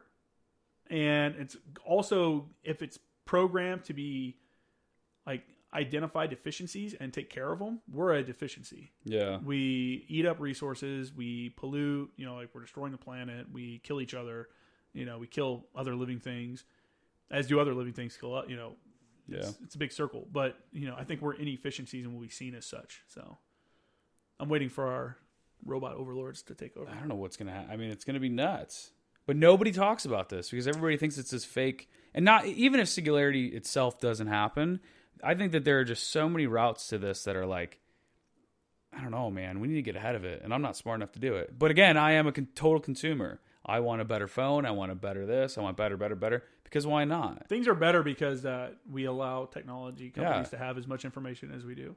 Yeah, that's the only reason our GPSs are as accurate as they are. Like the Google, traffic updates now. Like Google Maps will tell me, like, turn right across from McDonald's. Yeah, it like knows that there's a fucking McDonald's right there and shit, and they'll tell you as part of your directions. I like how it gives me updates. I'll be driving and it'll be like, yo, if you take this way, it'll be 6 minutes faster. Do you want to take it? Yeah, and I'm like, that's nuts. And it knows. I just switched from Google Maps over to Waze. I was using Waze forever. I was using Waze back in the day, and I stopped using it because I think it was using up a lot of battery or something. I don't remember. This was like 5 years ago. And then Cameron had recently brought it up that he was using Waze, and I was like, I haven't used it in a while. I'll give it a shot. And I like Waze. I like Waze that Waze is way more aggressive on the rerouting. Yeah. Like, hey, turn right here. Like turn here so that you can cut 5 minutes off. Google is not as good at that. However, Google is more exact when it's telling you its directions. It'll tell you like, hey, turn right across. See, Google owns Waze too. I use Apple Maps.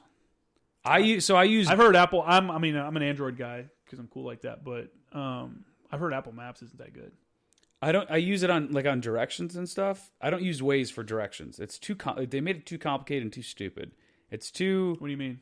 So Apple Maps is so simple. It's like destination, and then it gives you a list of which ones you want to go to. And then Waze, I don't like the layout of the page. I just think I just don't like it. There's just too much on it. Yeah, there's too much going on. It's because it's kind of a social thing. You can text other Wazers, other people that are there. You can message them, be like, "What up?" Stuck in traffic. I always use Waze on my motorcycle because it'll give me where the cops are at. Police updates. Yeah. So I'll use it on my bike, and if I'm driving in the car, I already know where I'm going. Google will do I'll that. Throw it up. Google Maps will do that too, but it's not as good. I don't think as many people use it. I think everybody's bitching about it, but they're like, dude, Waze has had that for. I just saw that on Facebook 2 weeks ago. Somebody was bitching about Google Maps, I think it is, that shows police officers now and some sheriff's companies or sheriffs, whatever. They're all mad about it, but they're like, yo, Waze has been doing this for 10 years. Yeah, and nobody cared. Somebody I was reading, somebody was, I don't remember what it was. Maybe it was in the comments or it was comments somewhere. I was reading something.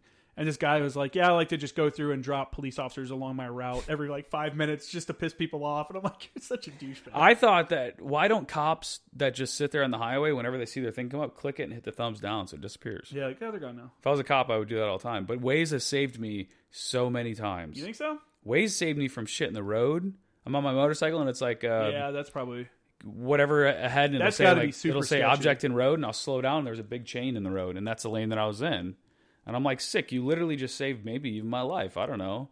But the cops reports, not the cop reports are like super accurate, but I'd rather have it than honestly, not have it. I think you kind of have to be a pretty big asshole to get pulled over on the freeways here in California. Yep. I see very few cops, and I see the few I do see aren't pulling anybody over. Like the other day, there was a guy in like a Suburban or some shit like that who just like cut across 3 lanes. It was like, whoa, like flying up at like 90. And then like 2 minutes later, I saw this fucking California Highway Patrol SUV come flying up. And this one dude is all the way over in the left lane, the fast lane. And the Highway Patrol guy gets all the way by him in the right lane, sees him, turns his lights on, clears all the traffic and gets behind this guy, then follows him with his lights on, starts to bring him over across the lanes, and then cuts his lights off and takes off. The cop does. It was basically like a don't fucking do this again kind of thing. Nice. And I was like, oh shit. Like, I can't believe he fucking got away with it. Because he was, I was aggressive when I had my car. I'm driving a Jeep now, so I'm not as aggressive, obviously. But he was cutting across. I'm like, that dude's a fucking douchebag. Like, that's a douchebag move. And then when the cop came, I was like, fuck yeah. I was like cheering, like, yeah, motherfucker. See, on the bike, it's different though, man. I mean, you have the loud exhaust, which is illegal now, and it's, You never do doing the speed limit on a bike, ever. Because you cruise at 100 miles an hour, and it doesn't even feel like you're doing 100 miles an hour. You look down, and you're like, oh, shit. I honestly don't even think cops care as long as you're not being a douchebag about it. If you're doing that, if they're stopped and you pass you. Yeah. Like, I've been pulled over by a cop on my motorcycle. I was just kind of going through traffic, lane splitting, doing like maybe 90. And it was like flowing traffic. Everybody was moving, but it wasn't like bumper to bumper. Everybody else around me is doing like 60 miles an hour as well. Yeah. And... so I'm lane splitting faster the cars. I'm passing the cars, and a cop got behind me real quick out of nowhere. He was in like the far left lane. I didn't even really see him. I was just cruising, and he pulled me over, but he was totally cool. He's like, dude, you can't. He's like, what are you in a hurry for? What are you doing? But you just have to be honest. I'm like, honestly, I was like, I didn't even see you. I was just kind of zoning out. I'm going up to Oceanside. I was just cruising. And he's like, I'm paying attention to the road, not much. But didn't even have a license plate on it. It was, but it's like tucked underneath it. You can't see it. It's illegal. And he's like, all right, man, just don't do it again. And that was it. And I've been pulled over a lot of times like that because there's that quick, like, do I run or do I stop? And, dude, getting pulled over in California, I've gotten one ticket, and it's the first time I've even been pulled over in like probably at least 12 or 13 years. Like, it had been that long. It was in my Evo, and it was like I'd been here for a few months, and someone was going to go do some canyon runs, right? And I'm like, okay, cool. For those that don't know, that's just like going up into the mountains, and you have those super curvy roads. You know, out here you have like Palomar Mountain, which is like 12 miles of just curves. Yeah. And then we went up to I can't remember what it's called. GMR is what they called it. It's up by closer to LA, I think, north more. And this is the first time I'd ever even done anything like this because I lived in Indiana and then I lived in North Carolina. There's no fucking the 71. What? Is that where you're at? The 71 was I don't even remember. This has been a long time ago. It's been a few years. Some guys I met off one of the car pages. We all met up and we went up there. Only 3 people ended up showing up, and we were going up and we're flying through these curves. You know, there's fucking bikers on the side of the road, like the bicyclists. Yeah. And you're just like, dude, what are you doing on these curvy fucking... And they look at you like you're the asshole. You're like, bro, this is a road. Like, this is a road. Maybe, okay, I'm driving a little fast and I'm doing my thing, but you're on a fucking curvy with like blind corners. And everyone does the same thing up there. Even if you're only doing 30 miles an hour, you're going to cross the double yellow sometimes just because you come around a corner a little bit too fast. Just even in like an SUV, you would do that. So I don't know what the fuck they're doing. But anyway, so we're driving up and I'm paying attention to these guys. I'm not trying to kill anybody or anything like that. We get to the top, we're all chilling. That was like a normal like hangout spot for people. And it goes down the backside, so you don't come back down the way you came up, or you don't have to. And we're sitting there and a bike cop went by. A motorcycle cop went by, and I'm like, okay, well, let's give him at least 10 minutes to go up the top or go wherever he's going. You know what I'm saying? And then we took off, and like I said, there was like 3 of us, and we were coming down down the mountain, and I remember there was a slow ass car in the road, and it was a double yellow, but I had a pretty long stretch where I'm like, why is this even a double yellow? So I go past the guy, and the other two cars that were following me, I was in the lead. The other two cars that were following me also, we all went past the guy, and we kept going. Fucking bike cop, man, came out of a little notch in the side of the road he was tucked into. It's probably why he sits right there. Didn't see him. Fucking pulled us over, and it was like me, like I think a Trans Am or something, and I don't remember what the third car was, but we're sitting there, and he's like, "You know what you're doing? Your speed, blah blah blah blah blah." And I'm like, "Yeah, I got it. I know. I fucked up, you know." And he comes back, and I'm really hoping, I was active duty at the time, so I gave him my license and my ID card, hoping that was the double. Yeah. And he comes back with my ticket, and I'm like, damn it. And it was for crossing a double yellow, going like 20 miles per hour over. It's a big ticket, dude. And something else. But he gave me my ticket, and he's like, you can go. And I'm like, all right. And then he turns around to the other two guys. He's like, pop your hoods. Because they had California plates, and I still had North Carolina plates, so they were getting reffed right there. He was checking them for like the illegal intakes and shit like that. And for those that don't live in California and don't know, like if you get caught, let's say even any car, let's say you have a Jeep like I have, and you're like, I want to put in a cool cold air intake or whatever. I want to do something to it like that. Or I want to change the exhaust out. You're not supposed to mess with any of that stuff in California. Messing with any of that stuff, unless you have to, is like illegal. Yeah. And then if you do put something new in, it has to be carb certified, which is really hard to find any kind of performance parts that are carb certified. So those guys are basically getting the ticket that I got, which cost me $640, by the way. And they were getting all the illegal parts annotated,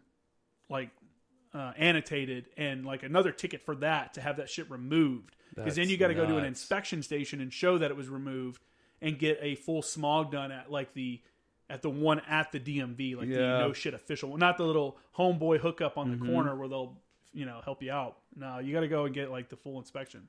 That's nuts, man. They started doing that with motorcycles too, with exhausts. Really? So like you can't have a lot of exhaust, you get pulled over for it. The loudest ones are Harleys, man. Those are, your choppers and stuff like that. They're like super loud. So honestly, the other day, this is how because I just had my 30th birthday. So I'm like, I'm getting old, right? You are old. So the other day, we're walking down the street, and this dumbass kid in this shitty Honda, and there was a motorcycle hauling ass through here to the neighborhood, but it's the most annoying. The one dude didn't even have an exhaust on his motorcycle, so it didn't even sound good. It just sounded loud. I don't know why people because they're idiots. There's a difference between loud and good. And I'm like, God damn it! It was later. I'm like, fucking God, revving up the cars and shit in the neighborhood, and I'm like, oh God, I'm getting old. But that's why they have the thing, because people don't have the. If I'm riding my motorcycle through neighborhoods and through shit, I'll keep it in a high gear, nice low RPM. Yeah. And wait till I usually get out on the highway or like a side road or some shit if I want to rip on it. But that's common sense to me because I was brought up by normal humans, and you're not an asshole. Exactly. But then you get these fuck faces. I live on this hill that come ripping it up here, and there's people walking their kids and shit. That's a blind hill, man. You can definitely hit somebody. And that's why they started doing this thing, because there's too many. The cops around here do not like motorcycles because they all act like assholes. They ride in the huge groups. I act like asshole too, but I know at a time and a place when to do it. Yeah. For the most part. But if you're riding a motorcycle out here by a cop, it's kind of, you're like, shit. But because if I had a clean motorcycle that had a license plate, all that shit, then I'd be totally fine with it. But every time, that shit, though. Yeah, exactly. And I'm like, well, that's not fun. Then you see a stock anything, you're like, that's cool, but it'd be a lot cooler if you had this fucking. I want the races to open back up down in San Diego so I can go back down to them. Yeah, I don't think that's happening. I think that's done with. The street, or what do they call it? Street legal. Street legal. That was fun. That was a good idea, man. They said after that. So it was a professor at SDSU that started that. Yeah. And it's for those, I don't know where it's what they did is at the Charger Stadium parking lot, one Friday a month. I think it was like one Friday a month. They would they had a portion of it already set aside. It was always like that. It had barriers down it. And it's basically a drag strip, an 1/8 mile drag strip. They had the tree out there, the Christmas tree. They had the timers. They had all. It was like, kind of legit. Other than the fact it was in a fucking parking lot, which isn't the greatest surface to be drag racing on. It's pretty slick. But yeah, they said that reduced like street racing deaths in the county with like 60%. Yeah. After that had come around, and they got rid of it because they're actually selling the stadium. SDSU is right now in talks to buy that stadium and that property. Oh, they haven't yet? No, I think it's all in the process. Maybe it's already done. It could be already done, but I'm not really 100% sure. But yeah, that was fun. And the track wasn't the greatest, but it was something for everybody to do to get together. And see, you would have liked it out at Camp Lejeune, like 20 minutes from Camp Lejeune. It's called, I think Richlands Raceway or Richlands Speedway or something like that. There's I want to say it was a 1/4-mile track out there. And this is when I had first got my car, so I was definitely not taking it out to anything like that because I didn't want to blow it up right after I got it.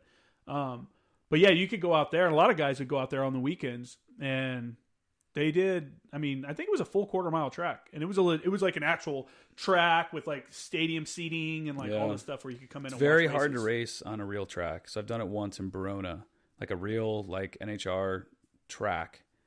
It's hard because it is so sticky. The ground.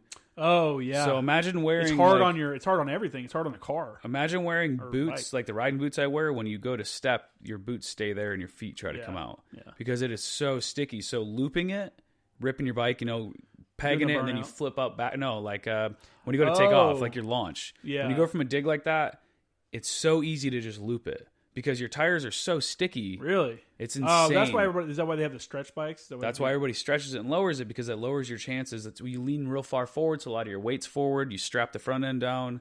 It is so easy. I could loop that thing probably pretty. I mean, Verona, I never thought of that. But that's where you can't just peg it and go. You have to kind of respect that first gear power because you just loop the shit out of it. And that's where you can tell anybody can go out in the street and street race or anything like that. It's hard to do it at SDS down at when they had street legal because you would never stick. I would just spin. Yeah. That's how a lot of the Mustang guys and stuff were. Yeah. But Verona, it's like you got to be good. And when you're good, you can feel it. And it's hard because your motor is now taking all that shock and friction to it to where it's fighting back the road because your tire isn't spinning because it's actually sticking. Yeah. So all that power is getting fought back, and that's how you start breaking everything. Yeah. Yeah, those tracks are super sticky. The first time I went to like a legitimate drag race was the U.S. Nationals in Indianapolis. Those are cool. Which that's like the World Series of drag racing in Indy. And we all went there and afterwards, the cool thing about those races, the NHRA races and stuff like that, they let you walk the track. So if there's like shit that blew off cars and stuff, you get to keep it. I have a blower belt that I found on the side where some car had blown up that week. That's cool. There's a blower belt on the side of the track. John Force came driving by on his like moped, who's like one of the most famous drag racers. He's like I think he's the most winningest drag racer. And he stopped and was kind of bullshitting with us and signed it. So I've got that, which is cool. But yeah, like you're saying, the track, like you can't wear flip flops on it. No, if your shoes aren't tied right, it'll pull your feet out of your shoes.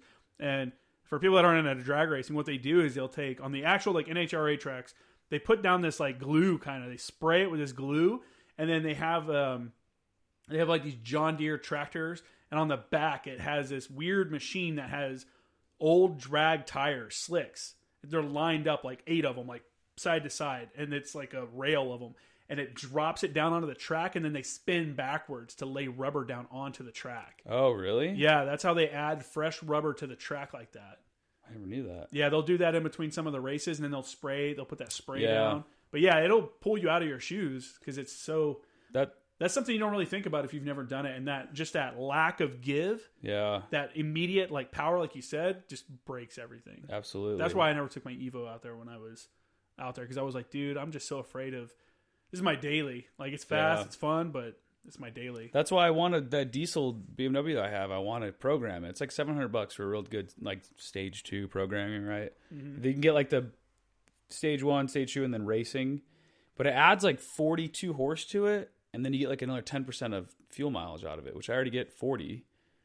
And then you can turn it on and off. So it already has, like, the sport mode in it, but you could just program it for the sport mode. Yeah. But I'm like, I drive that thing every day. Do I really want to start doing that kind of stuff to it? That's just a natural. For people like us, that's how you look at it. 40 horsepower in a car, that sounds good. You're like, why keep it stock? Yeah, why not add 40 more? Why not? Like, is there a reason not to? I know, and that's where I'm like, what's the downside? Do I really need to do this? Because I have the bike when I want to go fast. Everybody's got their vice. Yeah, but I barely even ride anymore either. I just don't do it.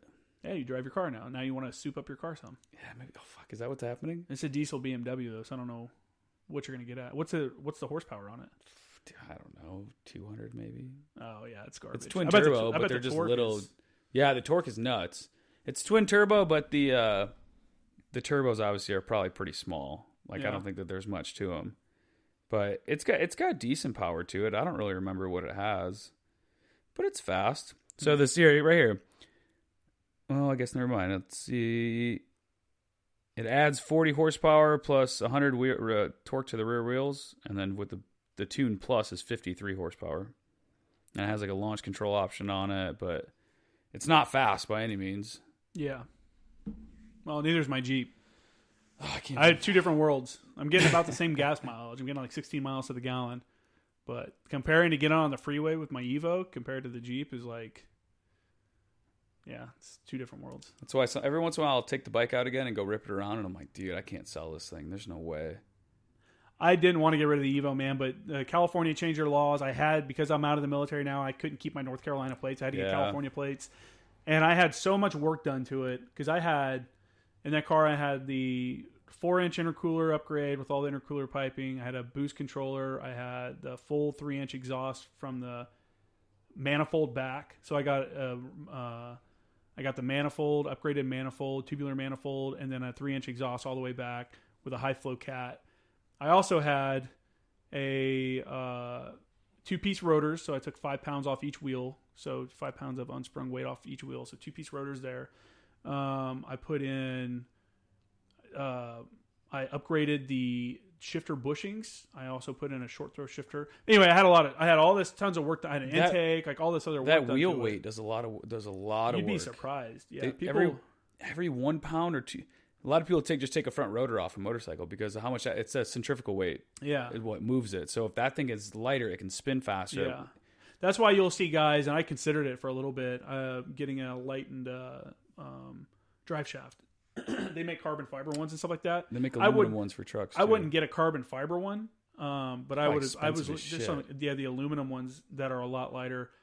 And so when I was always in my car, I would look at other cars and I'd be like, I could tell, like, okay, I could totally beat this car. If they're within my class of cars, you can tell by hearing it and by just looking at it. Yeah. If some dude pulls up and he's got a WRX with his exhaust done and he's got those like canards on the front fender, you know what I'm talking about? For those that don't know what that is, that's the little wings that give you downforce on the front end of a car that you would normally use for racing. But people put them on. Some people obviously use them for racing, but some people put them on just because they look cool. And they do look good. But when I see that, I'm like, you put more money into it to look cool than you did to make it fast. And I didn't put any money in it to look cool. I had stock wheels. The only thing that was customized look-wise on my car was the front grille. I cut off the front plastic piece, the bar that went across, and I put in a carbon fiber one when I first got it, when I had like 500 miles on it. That was the only thing that was like, okay, it looks different, and I tinted the windows. Everything else was focused on performance. I had the rear sway bar. I changed it over to coilovers, dropped it down like an inch or something. That's how my bike is. That's the same thing with Bike World. If you see a buddy with like a lot of chrome or anything on it, you're like, yeah, dude. You don't so I pull up next to these guys and they don't, you never have to. When you have a car and you can hear it and it's fast, people can tell it's fast. People just come to you. Yeah. You don't necessarily have to find someone to race you. They'll come to you. And that's what people would do. And I'd be like, yeah, fuck this dude, man. And just punch it and blow by them. And they'd be like, what the fuck? Yeah. Last time my mom was here, she was sitting in the passenger seat and we were merging on a 78. And there's this three WRXs I saw merge onto the highway. And I saw them in my mirror and I'm like, hey, Mom, we're probably going to race here in a second. I knew it they hadn't even pulled up or anything. And these cars pull up to me and the dude looks over at me and downshifts. And I'm like, here we go. And my mom's like on her phone doing something. And she's like, what? And I'm like, I downshift and then punch it. And all of a sudden she's like, what are you doing? And I'm like, whoa. And I beat the dude. And we slow back down and he wants to run again. So I run again and beat him again. And I'm like, Mom, wave at him. Give him a little wave on our way by. And I slowed down to let his little convoy of douchebags like pull by me. Because the dude had a full wrap on his car. You can tell he had the exhaust on, but he had a full wrap. And he had the A-pillar with the gauges on the A-pillar. Yeah. And I'm like, I guarantee, like, that's the shit I was looking at doing once I did everything I wanted to the motor. You know what I'm saying? That was like the fringe. Cosmetics. Like, you don't need all these gauges. Like, the people are like, I have to see my boost all the time. Like, no, you don't. You're not a professional drag racer that's, like, sitting on the track every day. This is a car that you're just kind of driving around. It looks cool. It does look cool. But, yeah, I could totally... but I did lose, too. One of the times that I saw someone get pulled over... We were coming back from the Krispy Kreme Tuesday meet a couple of years ago. This was back when, I guess the last one was pretty garbage. Yeah, but, it was. Oh yeah, you said you went. Yeah. They used to be huge. Talking about thousands of people. People that are not in the car community can't realize. And people that have not experienced the car culture in Southern California, you can't imagine. Like they shut down the highway shut down exits before. It's a flash mob car meet, you know? Yeah. And I went to one, and there was probably 3,000 to 5,000 cars there, and you know, having a good time, whatever. And obviously the cops come and they shut it down and they just kind of push everybody out. And they're usually pretty cool about it, unless you're a douchebag that's revving up or doing burnouts in parking lots. Those guys get tickets and get reffed.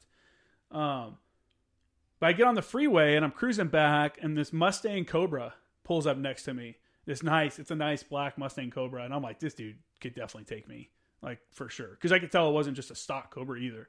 And it's an Evo, you know, I'm a four-banger. I'm running on a four-banger over here. Like, I give it a lot of love. I love that car, but it just can't hold up to like a souped-up V8. It's just not going to happen unless me putting a lot of money into it. So I'm like, this dude's going to probably beat me, but fuck it, I'll run it anyway because, you know, it's fun. So we fucking punch it, man. Slow down, same thing, downshift, fucking honk 3 times and punch it. And, I'm kind of keeping up with him, and he just pulls away from me, and I'm like, damn it. And then, whoop, fucking highway patrol lights go off in the background, dude, and pulls him over. I'm like, man. Thank God I did not win that race. That's big tickets right there. I'm glad I did not win that reckless race. Endangerment. That's big tickets. He was just waiting on us to he let us finish, too. He saw that he won and then pulled him over. And I'm like, totally cool with it. Totally and that's the thing is, you want to do so many things like to my motorcycle, but I'm like, I'm at the stage now where it's already been bored out. It's got cams, got the whole deal. But nowadays, motorcycles are so fast that those things are already coming stock 210 horsepower, 200 horsepower. So I've only been beat a couple times. I've been beat by a H2 270 horsepower motorcycle. Okay. A ZX14, a stretched out one, programmed and everything, probably 230 horse. What size, what CCs are those? Like, how big are they? So the H2 is 1,000 cc supercharged. It's the fastest, like, that thing's insane. I mean, you could... Those are expensive, aren't they? Yeah, they're like $30,000. Okay. Well, not when they first came out, they're like $30,000. They're like $20,000 now. You can find some for probably 18-ish. Do they still have new models? Or yeah. Is it like okay. So the brand new models are $30,000. Okay. Like that's what I was thinking. The ZX14s, they're just like a big alien spaceship thing. Like mine is, but this thing's even bigger. And this dude had a stretched one, a bunch of motor work, and he smoked me pretty good. But that thing will still whoop on them, and it's I'm to the point now where I'm like, all right, if I don't get beat. If newer bikes start beating me, like newer, easier 1000s start beating me, I'll just turbo it. Because a drop of turbo is a couple grand, but then I'll never get, because I mean, that'll put me at 350, 360 horsepower, which you can't really put that down to the street. But on a street highway race, like what I'll just go out on the highway and screw around, you can't beat me. You couldn't even touch me. I mean, the thing's only 400 pounds with 350 horsepower. That's so fucking dangerous on a bike, dude. Jesus. Isn't it? I'd have to get like a reinforced swing arm. I'd have to get like a real swing arm. Something like. Yeah, but that's anything. If you're doing 100 on a street bike and you hit a pothole, you're pretty fucked. Yeah, I'm just saying in general that sucks. I've smashed into some pretty big things before. It sucks. Are you like, oh fuck? Like you think you're gonna go down? I almost went off a mountain last time I rode. I've never, like, knock on wood. Was that the one where the girl did go off the side? Same. Yeah, I think it was the same spot. It was Ortega Road. Yeah, it was Ortega Road. It wasn't the same spot, but it's the same. Not the one that died. The one that you got. I'm talking about the one that you used to ride. No, this is a different mountain. And I just came around a corner too hot, and I hit some gravel, and my front end kind of kicked out, and I was like, "Fuck!" So I stood it up, but because it's standing up, you have to hit on the brakes. If you hit your brakes in the corner, hitting gravel, you're going down 100%. Yeah. These are all things you have to think of at like 1,000 miles an hour. Yeah. And that's just years of experience. I stood it up and hit the brakes and started riding the brakes, and I went off the road into a ditch, gravel ditch, and the other end was the end of the mountain. There was nothing. So you basically hit a jump that's going to throw you off the side. And I'm like, do I go down? And I'm like, I think I can ride it out. And this is all like at 60 miles an hour, and it's only 40, 50 foot to the edge of the cliff. So all that is happening within like, and I'm like, oh shit. And I finally ride it out, hit this corner in the ditch, came back out of the ditch and stopped. And I was up still. And I was like, oh, that's the closest I've ever been to falling like that. Did you get off the bike and kind of take I was like shaking. I was like, fuck, okay. I'm like, all right. And Taylor Swift was playing. I'll never forget. I'm like, I'm going to die to Taylor Swift. In your helmet? Yep. And then that was, I mean, I've had plenty of times. Did you turn around and go home after that? Were you like, all right, that was enough? No, we finished the ride. Yeah. But I'd slow down for 20, 30 minutes. It's like getting a ticket. You're like, I'm never going to speed again. And then like 2 months later, you're like, wah! You're like, fuck it. Cause you're good for a little bit because it happened. Yeah. That's the same thing. And it was, I mean, I've had plenty of experiences where someone will cut me off or they don't know I'm doing 190 on the freeway. And then they think they have enough room to change lanes. But I'm actually, You're actually being an asshole. and a lot of people will be like, oh, that car cut me off. I'm like, dude, you're doing 150. That car didn't know you were. Yeah. That's the reason he cut you off. That's like the people that go and split lanes between the HOV and the fast lane. Yeah. You'll hear the bikes like revving up, but you don't hear it until they're basically next to you. It's like, dude, you didn't do anything but make me might jump and hit you. Yeah, honestly, sometimes they'll split lanes in between one car, so a bike on each side, and that's the worst because if I see a motorcycle coming, I'll automatically move right. I've only seen a dude, it was actually the other day, it was the first time I saw a guy during like rush hour traffic who was not in between the HOV and the fast lane. Oh, really? He was one lane over. He was between the fast lane and the middle lane. And I'm like, what the fuck are you doing? Because I'm looking out of this mirror and I'm creeping right because I see bikes coming. You know what I'm saying? And this one dude's over here, and I'm like, you could die. You're in like the worst spot. You're lane splitting, going like 40 miles an hour or whatever it was. You know, sound like an old man. You could die and hurt yourself. Yeah, it's true though. It's crazy. Oh boy! All right, man.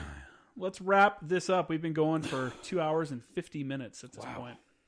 So you got any final shout outs? We kind of covered a lot of stuff. We didn't really do military stuff, which is cool. I think talking about cars and stuff is, action stuff. I think it's been pretty good. And I think the beginning of the podcast was really good for people that are looking at different options of getting out. And I think kind of how you describe the union and stuff will give people a better idea of what they're getting themselves into or what to think about before they actually get into the union. So, yeah. You guys, I mean, you can always, if you want, I have Sean still runs it there. His email, aj.senellis@gmail.com. And you can email him. That's his email he uses for the company, or sorry, for the program. But this is for Camp Pendleton only, though. Yeah, it's Camp Pendleton strictly. So, but I'm telling you, man, if you don't even know what you're doing, even that's the best part. You have no obligation to sign up for the union when you're done with this program. So you can just walk away with these multiple certs that you can get at any, or not that you can get, that you can use at multiple different companies. Those are the certs you get out of this course is nationwide recognized. And you got, what'd you get? OSHA 10, OSHA 30. I got, oh man, I don't remember the numbers. I got stainless steel, or I got TIG stainless steel, TIG just regular TIG, and then stick. So I got the 41, 21, and 15. That's what it is. Okay. Those 3 certifications are known around America, anywhere, any union, and those are the certs. So I walked into the union with 3 certs where there's journeymen who have 2. Yeah. Because they don't have the time to do it. Nobody has the time for 8 hours a day to go weld because you're at work. Yeah. And not every job is a welding job. Right. So these certs will get you in anywhere, anything you want to do with union wise, and they're sought after. Like if you have a union cert, that's a pretty big deal in the construction world. Yeah, and you get your OSHA card, so you get your safety course. But yeah, send him an email if you want to, and if you're not around Pendleton, look it up because other bases do this. Not just I want to say it's even in the Army and stuff as well. So hard hats or helmets of hard hats they do as well. Same thing. Yeah, and what was the other one? There was like the leather necks to roughnecks if you wanted to go get into the oil industry working on platforms. Yeah, maybe. Yeah, it's on that's the big GoPlats money and stuff. Yeah, it's hard work though. Yeah, that's what I've heard, but it's definitely good money. But yeah, hey, use these different options if you're deciding to get out or whatever, or even if you're just a person that's never been in the military or whatever. These are opportunities that are out there. So take a look at it, or these different fields or opportunities, not these programs. But take a look at those programs and stuff like that. Do you have you want to throw your own social media or anything out? No, just Lacey's really. That Lacey _Farrell _fit. Go ahead and give her a check. Give me a like. I don't know. I'll be on there at some point. I'm at a bunch of dudes creeping on your old lady. Yeah, I guess. I don't know. She's pretty feisty. She'll just beat the shit out of them. She was a Marine. Right? Yeah. I'll tell her all the time. Was she a tan belt? Hey, get over here, devil dog. She's like, shut up. Fuck you. Come here. That staff sergeant. Fuck you. Yeah, exactly. All right, man. Well, hey, everyone, check out my page, jkramergraphics.com. Check out my Instagram, jkramergraphics. Also, check out Former Action Guys on Instagram. That's I'll start promoting that one, I guess, as the lead since it is for the page. So Former Action Guys. At some point, I'll start posting some stuff. I'd like more people to send me some images from your deployments and training and, you and your homies, because everyone thinks it's stupid when you're in the moment. Not everyone, but, people are taking photos. You're kind of like, all right, dude, put the camera away. But 10 years from now, it's a good thing to look back on. And 2 years from now, it's even I love you post memories. I just found on Facebook one the other day. all the I'm like, oh man, oh yeah, I'm always post memory because it's cool. I'm like, oh shit, 4 years ago we were there. From all the shit you guys were doing in Okie and stuff like that. Yeah, so feel free to send me stuff and I'll share it if it's a cool picture or video. Like that shooting video that I was talking about earlier. Like, thanks for sending it to me. And what I'm going to do is I'm going to send that on to like a page I know that does post about police work, and they use it as training points for their officers and stuff like that. And I think that's a good one because it shows a dude taking like probably 6 9mm rounds and still running, kind of towards a cop. So, pretty wild. I can't post that stuff because I'll get shut down. So yeah, I think that was everything. Oh, if you have any questions or you want to contact me, formeractionguyspodcast@gmail.com. If that's it, then that's it. Check you later. Later.